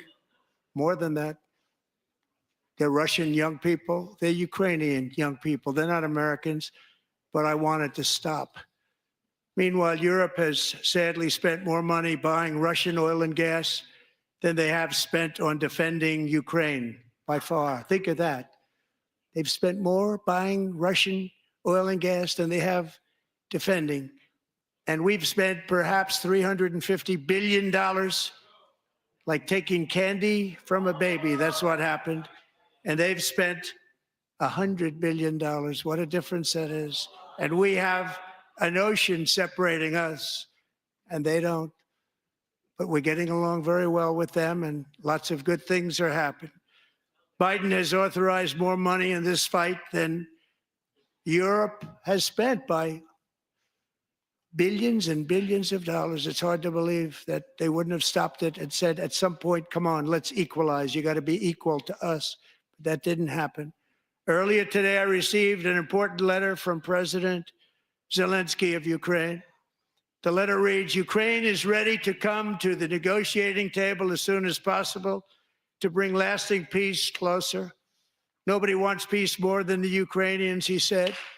My team and I stand ready to work under President Trump's strong leadership to get a peace that lasts. We do really value how much America has done to help Ukraine maintain its sovereignty and independence. Regarding the agreement on minerals and security, Ukraine is ready to sign it at any time that is convenient for you. I appreciate that he sent this letter, just got it a little while ago. Simultaneously, we've had serious discussions with Russia and have received strong signals that they are ready for peace. Wouldn't that be beautiful? Wouldn't that be beautiful?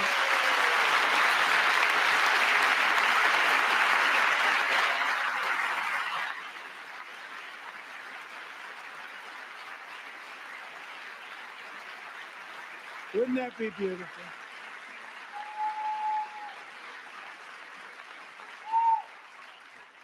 It's time to stop this madness. It's time to halt the killing. It's time to end this senseless war. If you want to end wars, you have to talk to both sides. Nearly 4 years ago, amid rising tensions, a history teacher named Mark Fogel was detained in Russia and sentenced to 14 years in a penal colony. Rough stuff. The previous administration barely lifted a finger to help him. They knew he was innocent, but they had no idea where to begin. But last summer, I promised his 95-year-old mother, Malphine, that we would bring her boy safely back home. After 22 days in office, I did just that, and they are here tonight.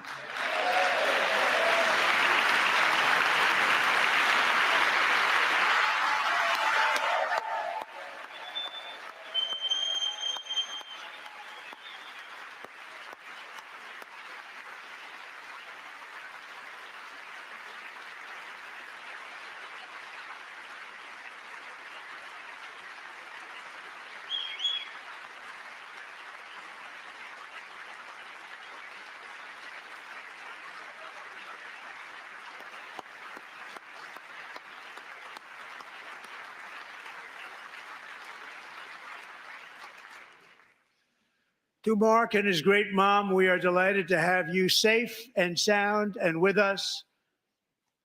As fate would have it, Mark Fogel was born in a small rural town in Butler, Pennsylvania. Have you heard of it? Where his mother has lived for the past 78 years. I just happened to go there last July 13th for a rally. That was not pleasant. And that is where I met his beautiful mom right before I walked onto that stage. And I told her I would not forget what she said about her son. And I never did I? Never forgot. Less than 10 minutes later, at that same rally, gunfire rang out and a sick and deranged assassin unloaded 8 bullets from his sniper's perch into a crowd of many thousands of people. My life was saved by a fraction of an inch, but some were not so lucky. Corey Comparator was a firefighter, a veteran, a Christian, a husband, a devoted father, and above all, a protector. When the sound of gunshots pierced the air, it was a horrible sound. Corey knew instantly what it was and what to do. He threw himself on top of his wife and daughters and shielded them from the bullets with his own body. Corey was hit really hard. You know the story from there. He sacrificed his life to save theirs. 2 others, very fine people, were also seriously hit. But thankfully, with the help of 2 great country doctors, we thought they were gone and they were saved. So those doctors had great talent. We're joined by Corey's wife, Helen, who was his high school sweetheart, and their two beloved daughters, Allison and Kaylee. Thank you.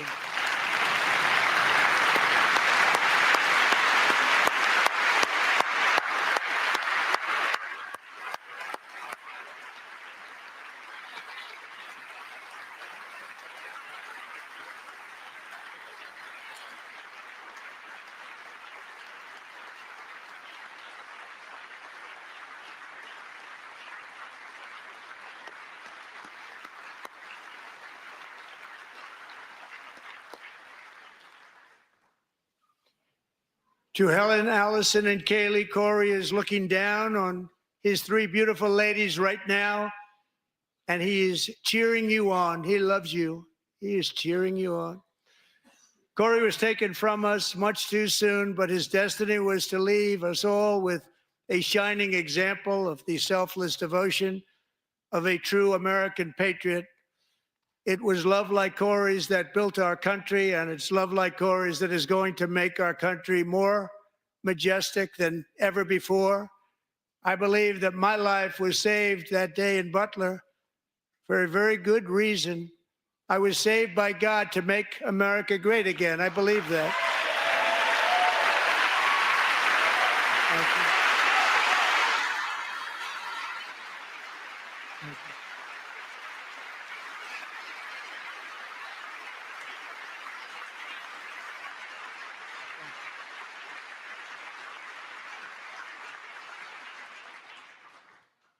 Thank you very much. From the patriots of Lexington and Concord to the heroes of Gettysburg and Normandy, from the warriors who crossed the Delaware to the trailblazers who climbed the Rockies, and from the legends who soared at Kitty Hawk to the astronauts who touched the moon, Americans have always been the people who defied all odds, transcended all dangers, made the most extraordinary sacrifices, and did whatever it took to defend our children, our country, and our freedom.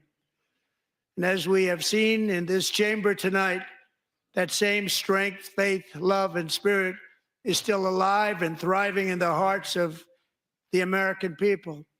Despite the best efforts of those who would try to censor us, silence us, break us, destroy us, Americans are today a proud, free, sovereign, and independent nation that will always be free, and we will fight for it till death. We will never let anything happen to our beloved country, because we are a country of doers, dreamers, fighters, and survivors.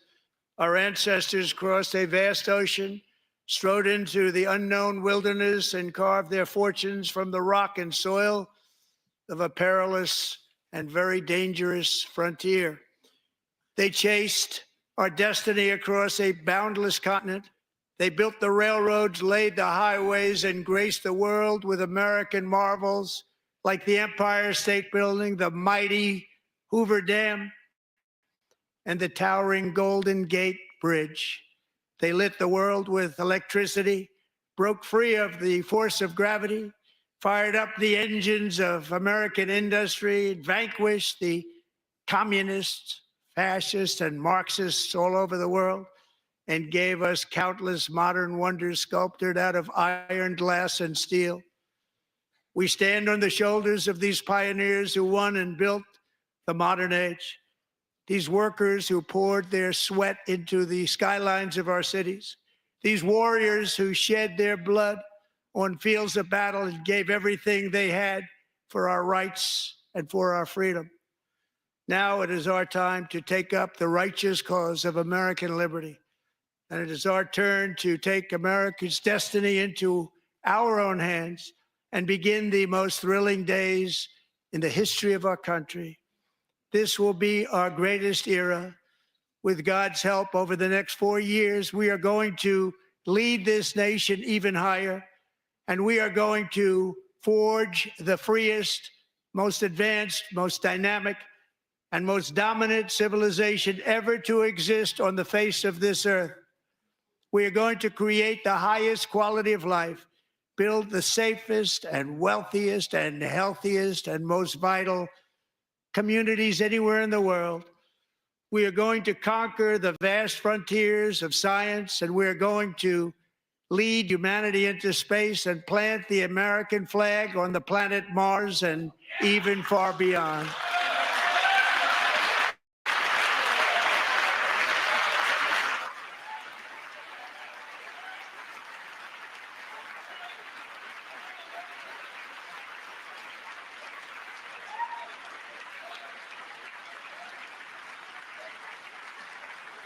And through it all, we are going to rediscover the unstoppable power of the American spirit. And we are going to renew unlimited promise of the American dream. Every single day, we will stand up and we will fight, fight, fight for the country our citizens believe in and for the country our people deserve.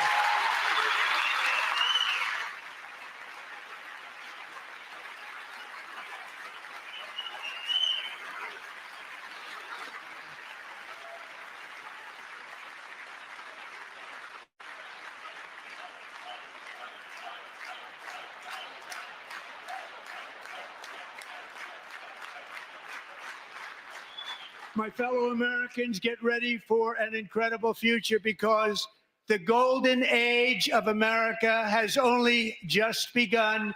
It will be like nothing that has ever been seen before. Thank you, God bless you, and God bless America.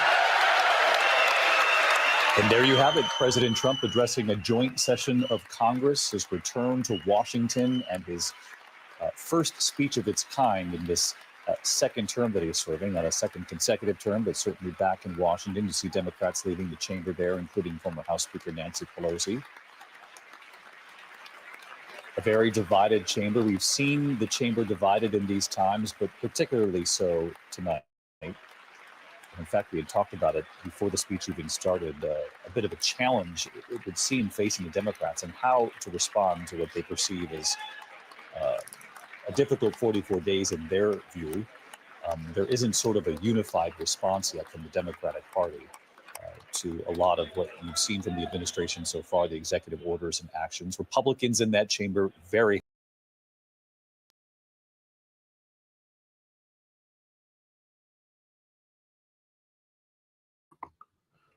Let me unmute myself. Tap in, family, be part of the conversation. The link, I believe, is in the description.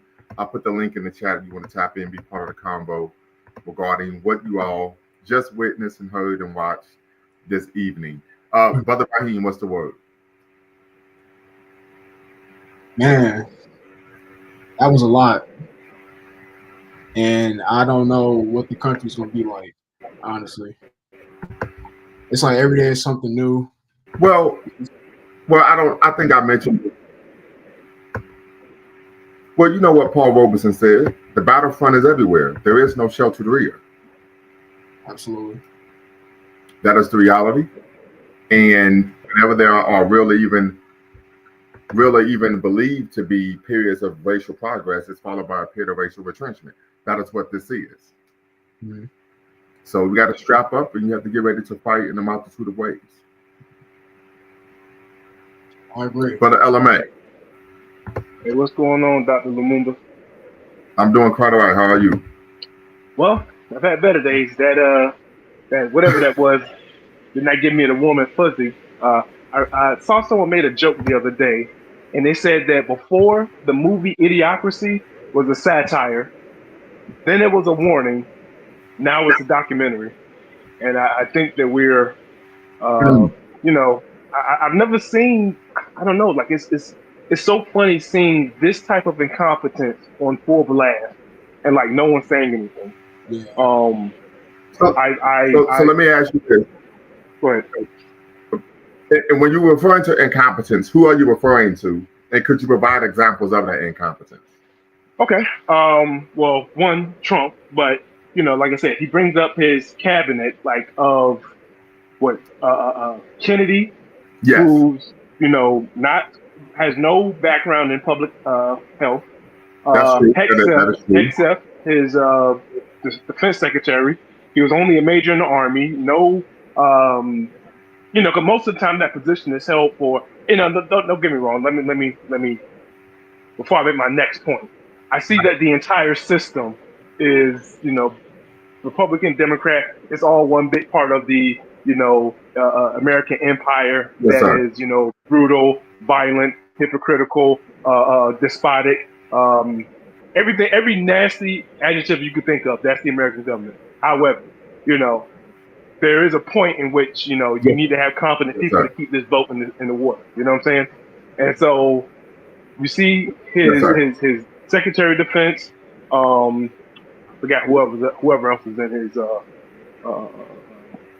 I could think of the chairman of the Chiefs of Staff. The chairman of the Joint Chiefs of Staff was a black man. He was a 4-star general. He removed him and put in a 1-star general who his only qualification was the fact that he was a Trump acolyte. So we find that Trump is looking more for loyalty rather than actual competence, which of course is antithetical to his position that, of course, DEI is advocating for people having opportunities who aren't competent, but the individuals that he's put in particular positions have. We talk about the Department of Education, the woman that he appointed to be Linda McMahon. She was working. She was, I think, the co-owner of WWE Wrestling. Has no background whatsoever. Yep. She tried to serve on a local school board, and she was removed from the school board for a number of issues. And he appoints her as, of course, Secretary of the Department of Education. So we see a lack of competence actually emanating from Trump's cabinet, which is once again. And that is something that he's doing intrepid, of course, contravention of the position that the Trump administration has taken, that people are being put in positions based on race and gender, not actual competency. Yeah, I think it's a willful incompetence too. Shit. I was going to say, even willful incompetence. Well, yeah, they're just looking for people who are going to align with his worldview. I mean, but even to that point, I mean, I guess there was DEI for the first 400 years of this country, because the only gender and race that mattered was white and male. So I guess that way. What was that? Was that not DEI for the first 500 years of this? 400 years of this country's existence. But anyway, but yeah, like it was that. Like I said, and then just like, I mean, I don't know, man. Like, I guess it's just the fact that it's just your blatant, in your face racism. That is, and like, just kind of like, I don't know, like when he had that kid that wanted to be a police officer or whatever, and then they're holding the kid up like he's the fucking like Lion King or whatever, like he's Rafi holding up Simba in the Lion King, and I'm just like, man, is no one else seeing it? Like, this is working on you guys?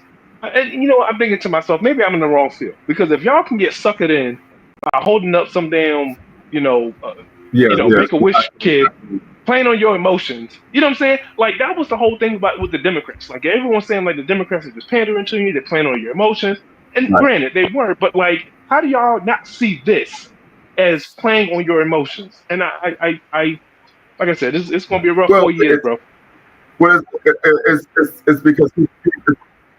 it's because people don't want to see it. That's the reality of the situation, Brother LMA. Very quickly, you talked about DEI taking place for the first 400 years in this country. There's a book on it. When affirmative action was white, you should know I'm going to have the book, right?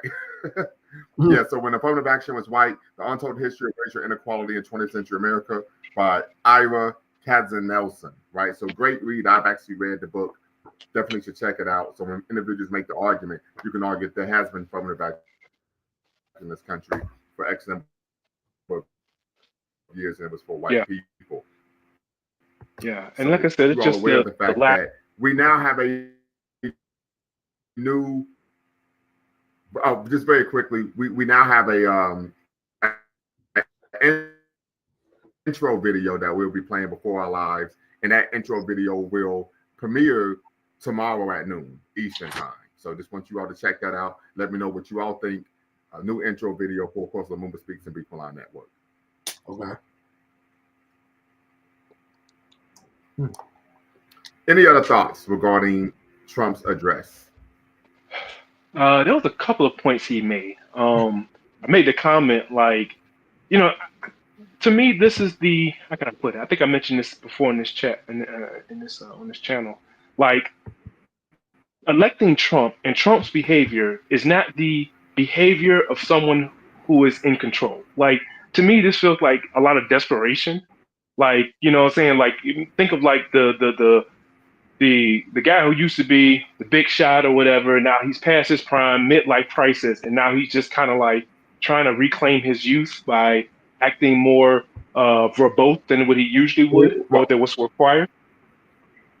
Well, And LMA, why you put me on blast like that, brother? we talking about, man. I'm joking. Hey, I'm no. joking. This is a whole nother level. Like, okay, are you out there like just reclaiming shit that's not yours as yours? Like, are you over there calling the Gulf of Mexico the Gulf of America? Like, is that you? Like, that's like the.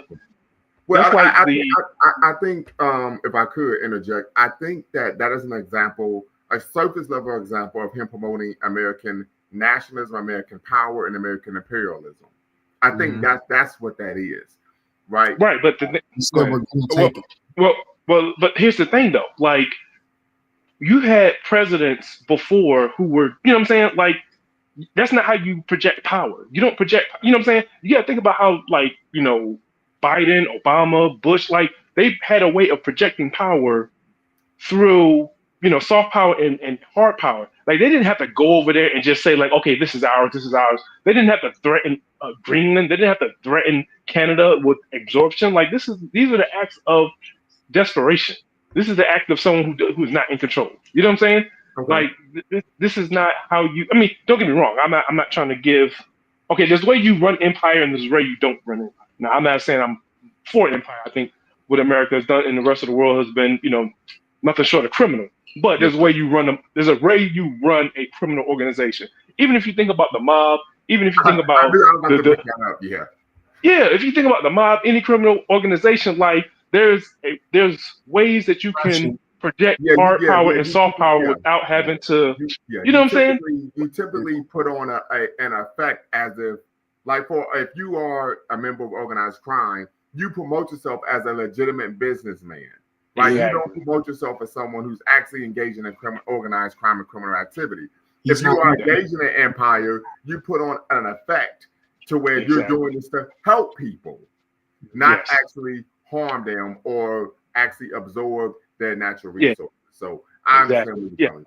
Yeah, this is not the, you know, don't get me wrong. Like I said, you know, I'm not trying to promote or give I kind of commend the job that the previous presidents did, but they knew how to, you know, threaten other country, or like, you know, that soft threat, like, you know, almost like, you know, like a child misbehaving. You don't have to threaten them or like raise your hand like you're going to smack them, but you know how to present yourself to let them know that, hey, this isn't going to fly with us. And I just this is the act of, this is the behavior of I would say a bully who is trying to, who know he's losing, know that, you know what I'm saying, the American empire is coming to an end. So America, get ready. And in America, in his final death throes, you know what I'm saying, it's going to get ugly. And I think Trump knows it, but I think deep down he knows it. But on the surface level, I think like deep down in his subconscious, in his id, he knows that it's over for America, and these are just like Hail Marys to bring the country back to its former glory. But, you know what I'm saying, America, it's just not there. Like, it's just not there. Like, once you get to the point where you're open racism, like, nah, bro, you've lost. Like, you can't even hide your own racism. It's over for you, bro. Well, and I think another issue is of course, you know, him bringing in this concept of Christian nationalism, right? Talking about, you know, God saved me to do this job. So arguing that what he's doing isn't just his will, but God's will. And so if you are opposed to what Trump is doing, you are, of course, against God. So, you know, we're talking about some theological level subterfuge and gaslighting there, something to consider. There's another things Trump said during his address that I want to address. When he talked I'll let the Christians deal with that. Like, you're gonna have to square that circle. Yeah, because I was gonna say, like, the majority of those people aren't even Christians. They don't even follow Christian ideology or philosophy or anything. I would actually argue that they do. I would say because if you have actually, and this is where you're going to, of course, push back, but we're going to, of course, make a quick pivot here. If you actually study Abrahamic religions and you read the religious text, which I have, these religions are imperialistic in nature. Yeah, these religions have a history of bigotry from their inception. I mean, so that is actually something that is Christian. I mean, Jesus even said in the gospel according to Matthew, I came for the Jews, not the Gentiles. So that these values of bigotry and imperialism and so on and so, these are actually Christian values. What happens is people focus on the master narrative of you love everyone and you turn the other cheek. Those are Christian values. Literally, not figuratively. So typically, when people are doing these things, people say, no, these things are in the Bible. Bigotry is in the Bible. Ethnic violence is in the Bible. Settler colonialism is in the Bible and being justified by God. Pedophilia is in the Bible being justified by God. Incest is in the Bible being justified by God. All of these things are in the Bible, and God is saying these things are good and right because I'm telling you to do it. Yeah. So that is something that is congruent. What happens is Black people, because of our connection to the religion, plays a role in how we are taught the religion. We get the master narrative version of the religion. Matter of fact, one of the justifications for the enslavement of African people, not only by European Christians, but also Arab Muslims, was the fact that we weren't practitioners of an Abrahamic faith. Yeah. And so that, you know what? They ain't Christian, Muslims, or Jews. So guess what? They're right. They're worthy of enslavement. Hey, Dr. Lumumba, can I add something real quick? There's a channel you should probably check out if you ever get a chance. It's called From Saved to Sane. From Save the Religion, and to Sane, from saved to sane. Okay. It's a brother who does a lot of talks in that, kind of goes into this theologian and kind of not apostasy, but I think it's apostasy to what I'm looking for. Anyway, I made a joke on his channel. I was saying I'm going to stop using the word Stockholm syndrome, and I'm going to use the word Black Christian syndrome.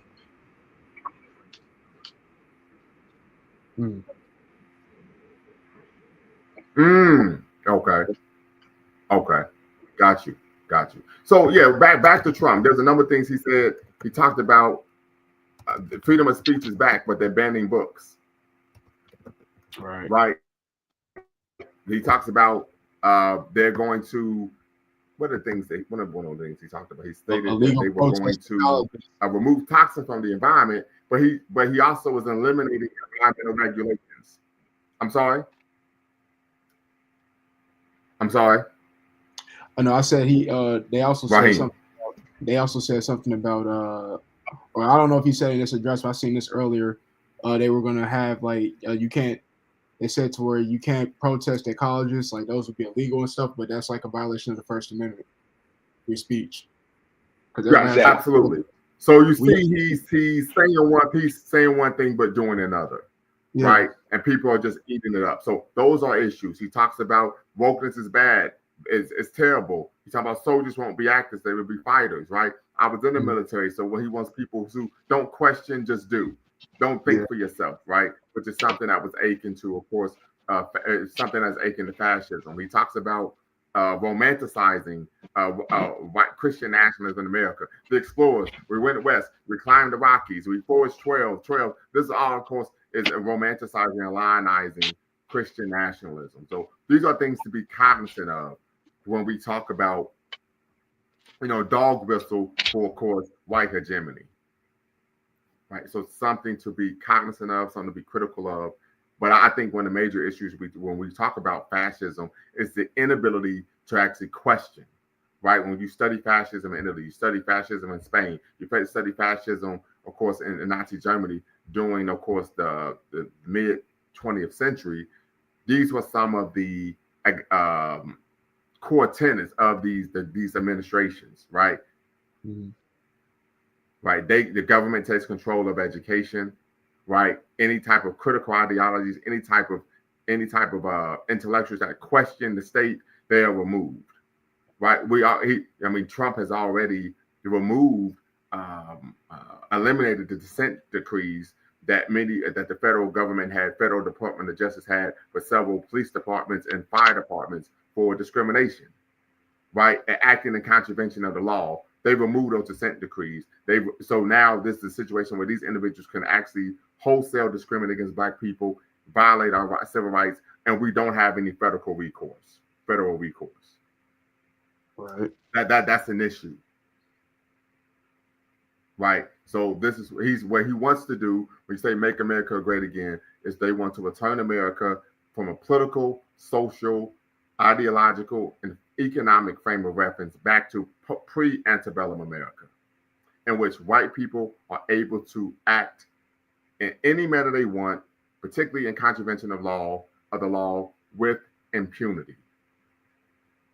And when we talk about white nationalists, their belief is that if I can't do whatever the hell I want, then somehow I am being discriminated against. That is their position. Yeah.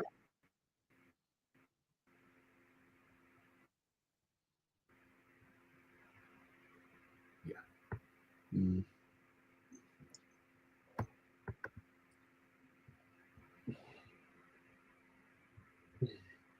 That is their position.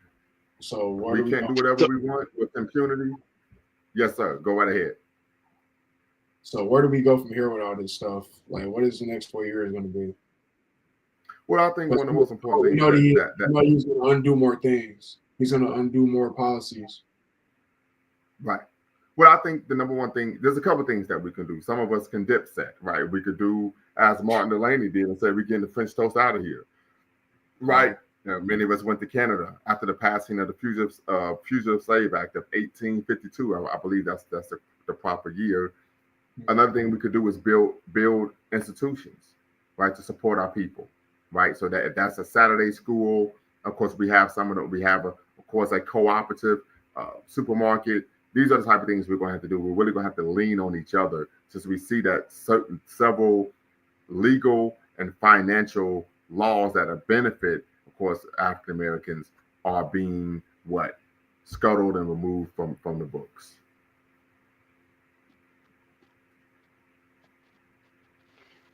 Yeah, I think add to that, I think you just need to find mutual aid societies in your community if you have them.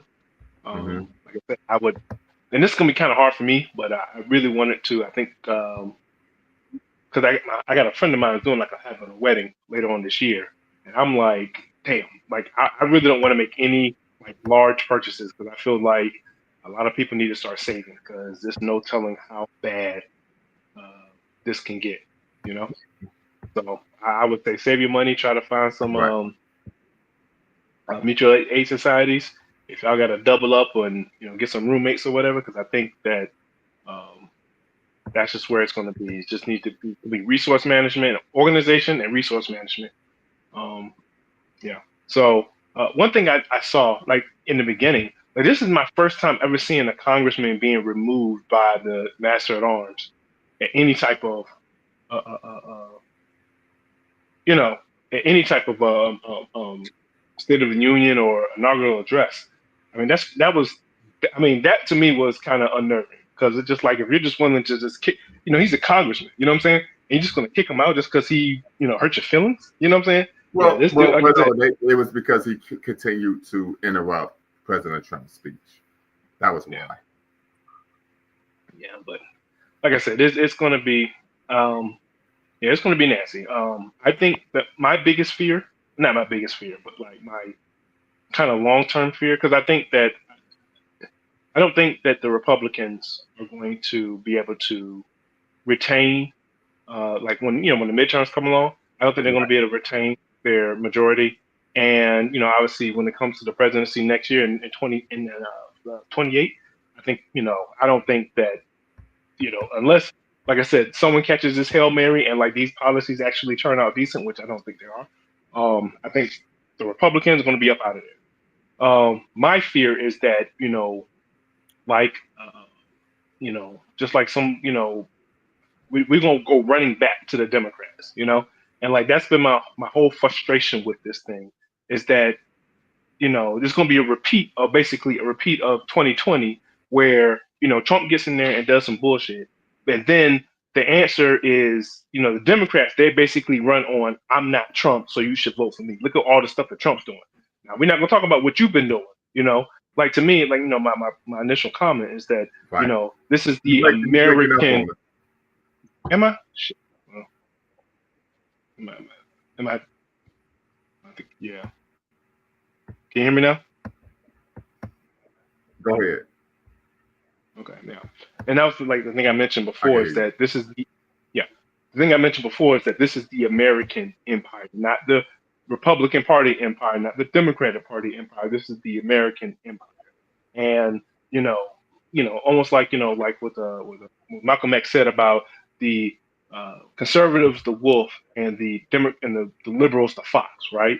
So I mean, but there's still two predators, and so the Right. Democrat tries to play themselves off as, oh, we're the kinder, more gentle, whatever. I'm like, no, y'all are the same captured, let me see, millionaire, billionaire captured party. You know what I'm saying? You're the party of violence. You know what I'm saying? You try to pretend like the Republicans are the violent ones, but you're the ones that literally greenlighted how can I put this, mass unaliving in the Middle East this last go around. Like you did that. You know what I'm saying? And then you're going to try to gaslight us into pretending like you're the candidate for peace. And now you see these same Democrats who, when it was under Joe Biden, who sat back and did nothing while they let Benny go over there and just slaughter those people. Now all of a sudden, that is Trump in there. Now all of a sudden they want to show that they're anti-war, and now they want to stand up for the rights of the Palestinians. They want to stand up for free speech. You know what I'm saying? And it's just like, come on, bro. Like it's, to me, it's insulting. And I really do wish we can get a third party going, because Right. the last thing I want to Yeah, do is to go absolutely. through 4 years of Trump, and then turn right back around and go right back run back to the arms of the Democrats, who, are just as guilty. Like Right. you're just, like I said, you're just the kinder, more gentler mafia boss. And then Trump is the crazy one, but you're both still mafia bosses. You're both still, cater to the same interests, the same, racist, despotic, classist, interests that the Republicans do. Like you try to pretend like you're so different, but you're not. You're just, the window dressing is different. The makeup is different. Absolutely. The wig is different. Your brother, Yeah. you sound like you are a card-carrying member of the Green Party. Actually, I am not. I did vote for the Green Party this last go around. This is my first time voting for it. I was I feel like I'm kind of politically homeless now. At one point, I was a hardcore. I told you back in the day, I was in I was on that I can't say the C word. Yes, sir. But so I was I was a libertarian for a long period of time. I still consider myself for the most part. Well, not for the most part. I'm kind of homeless now. So now it's just like whoever makes sense, whoever's I think is gonna, I don't have any political what's the one I'm looking for, like party, any party what's the one I'm looking for, loyalty. So if the Green Party seems like they got a good thing going, I'm gonna go to the Green Party. If the Libertarians seem like they, whoever got a good thing going, I'm just gonna jump with them until, like I said, I just got no permanent friends, only permanent interests. No permanent friends, no permanent enemies, only permanent interests. And to be honest with you, that's really how politics works, right? If you look at World War II, United States became allies with the Soviet Union, an enemy, and then right after World War II was over with, they went right back to being enemies again. Hence the Cold War. You look at, of course, here just a couple of days ago, we chronicled and honored the 129th anniversary of the Battle of Ottawa that preserved Ethiopia's sovereignty in the first war between the first Italian-Ethiopian War. We talked about the brilliant leadership of Menelik II, where he was playing different European powers against each other so that he was able to get the weapons he needed to be able to defeat the Italians, right? And so in being able to engage in diplomacy, political subterfuge, is something that we need to be able to practice and understand that if we can use or work with someone to get what we want, we can do that. Doesn't mean that we befriend them, doesn't mean that we become allies. It doesn't mean that we join their ship, right? We get on their ship and then we take on their ideological frames of reference, but we're simply using individuals, and that may be a poor speech, but we're doing what we need to do while working with whatever entity we need to work with to get where we want to improve and enhance African life, because we know ultimately the goal is African redemption at home and abroad. Yeah. And that's like, been my issue with, like I said, a lot of. I think in the beginning of your stream, you were streaming Roland Martin, Yes, and sir. they had a bunch of whoever up there, and it's just like, and I think Roland's smart, but it is so funny. Like I listen to a lot of different commentators and pundits or whatever from across the Political aisle. across the spectrum, and they may they all have different opinions, but all of them universally despise Roland Martin. It is the funniest thing to me. I can go from one extreme to the other, and they all are, and they're all cracking on Roland Martin. And I think to me, what irritates me with Roland Martin more than anything, and it's just like, to me, it irritates me is the fact that he is obviously a Democrat loyalist. Like he is a Democrat first, and then a black man. Black man second. Even Yes. I don't know if he's even a black man. I don't think he's a black man because I think when not Christian Spencer, Richard Spencer asked him, is he a black man? He didn't even say he was a black man. He said he's a man and he's a Christian. And then he said he was a man third. So what he should have said, I'm a Democrat. It sounds like he has that Frederick Douglass in him. I can recall when Frederick Douglass said, well, I thank God for simply making me a man. And Martin Delaney provided a retort saying, I thank God that he made me a black man. Yeah. So, I mean, like I said, and to me, that's so unbecoming for a black man in America today. I can understand, like, maybe 30 years ago, you was, you know what I'm saying? Like, you were still falling for it, because like I said, the tricks were, the tricks were still working, you know what I'm saying? But now that we got the internet, we got, correspondence and conversations online, at some point you got to realize, okay, neither one of these parties are for us. Now, obviously we have a large presence in the Democrat Party. And that's one thing. Like, my thing is we need to force the Democrat Party needs to work for us. We need to make them work for us, not the other way around. And I don't think that Roland Martin gets that. So to me, like, I don't think the man is wrong with a lot of his analysis, but it's just like, where is he trying? He has a lot of facts, but yeah, he does. But like, where is he trying? Like, where is his boat going? Like, this is a nice boat, but where is this boat going? And it is, to me, it is to keep us, and I hate using the term Democratic plantation, but that just feels like what we are. We're just like, we're just trying to be nice. We're trying to go from the field Negro to the house Negro on the Democratic plantation. That's what it feels like. It doesn't feel like, okay, we're going to get this Democratic Party to do what we want them to do. You know what I'm saying? It's just, we got to fight to get them in office. For what? So that we don't get beat by the Republicans. That's not you know what I'm saying? That's not the way to live. You know what I'm saying? Right. Like, no, the party needs to work for us. Like, the way they were jumping out the frame for the Asians when they got, when the cough came along and taking them out, the way they were going hard for the, migrants, like, come on, bro. Like, so some of that crap is just like, I'm just not with it. I'm not with it. And I think that's what irritates me the most about Roland Martin, is that he fights for the Democratic Party I don't want to, say that he doesn't care about black people at all, because I think he does. But I don't know where his love I don't know where his loyalty for the Democratic Party ends and where his love for black people, if he has any loyalty to black, begins. I don't know where it begins. I can't call it. You know what I'm saying? But there's some people who I feel like, okay, they may be, a little bit selfish, or they may get, everyone has like a little bit of self-interest, but they're not going to like just, sacrifice themselves needlessly. But most people are going, like I said, I think that they're, you can kind of tell where that line is for some people. You know what I'm saying? And with Roland, I just can't call it. And I think that's what irritates me the most. Like, you know what I'm saying? So that's why I really don't put too much into him, because, like, to me, I think he is just a Democrat ship. Like, I just think that he is. I know people throw that term around. I just think that he is. Like, I think he's just trying to think. I mean, this is rather obvious. Yeah, it's obvious at this point. Obviously we don't have like the smoking gun, you know what I'm saying? But we've seen it in the past, you know what I'm saying? That he would he sacrificed himself a few times, you know what I'm saying? With the whole giving Hillary Clinton the questions, and then he was dancing the jig with Hillary, and dancing with Hillary Clinton, and then he was taking money from, you know what I'm saying? Like, he was taking money from the Democrat Party this last go around, but didn't disclose it to his audience that he did that. You know what I'm saying? So to me, it's just, like I said, to me, he's a Democrat operative. He's trying his hardest to get back into the good graces of mainstream media. and all this other stuff. I think he's finally beginning to realize that, you know, he's probably better being independent. But at the same time, like even like this last go around, like his whole thing was about you need to put money in independent Black media, which he's talking about himself.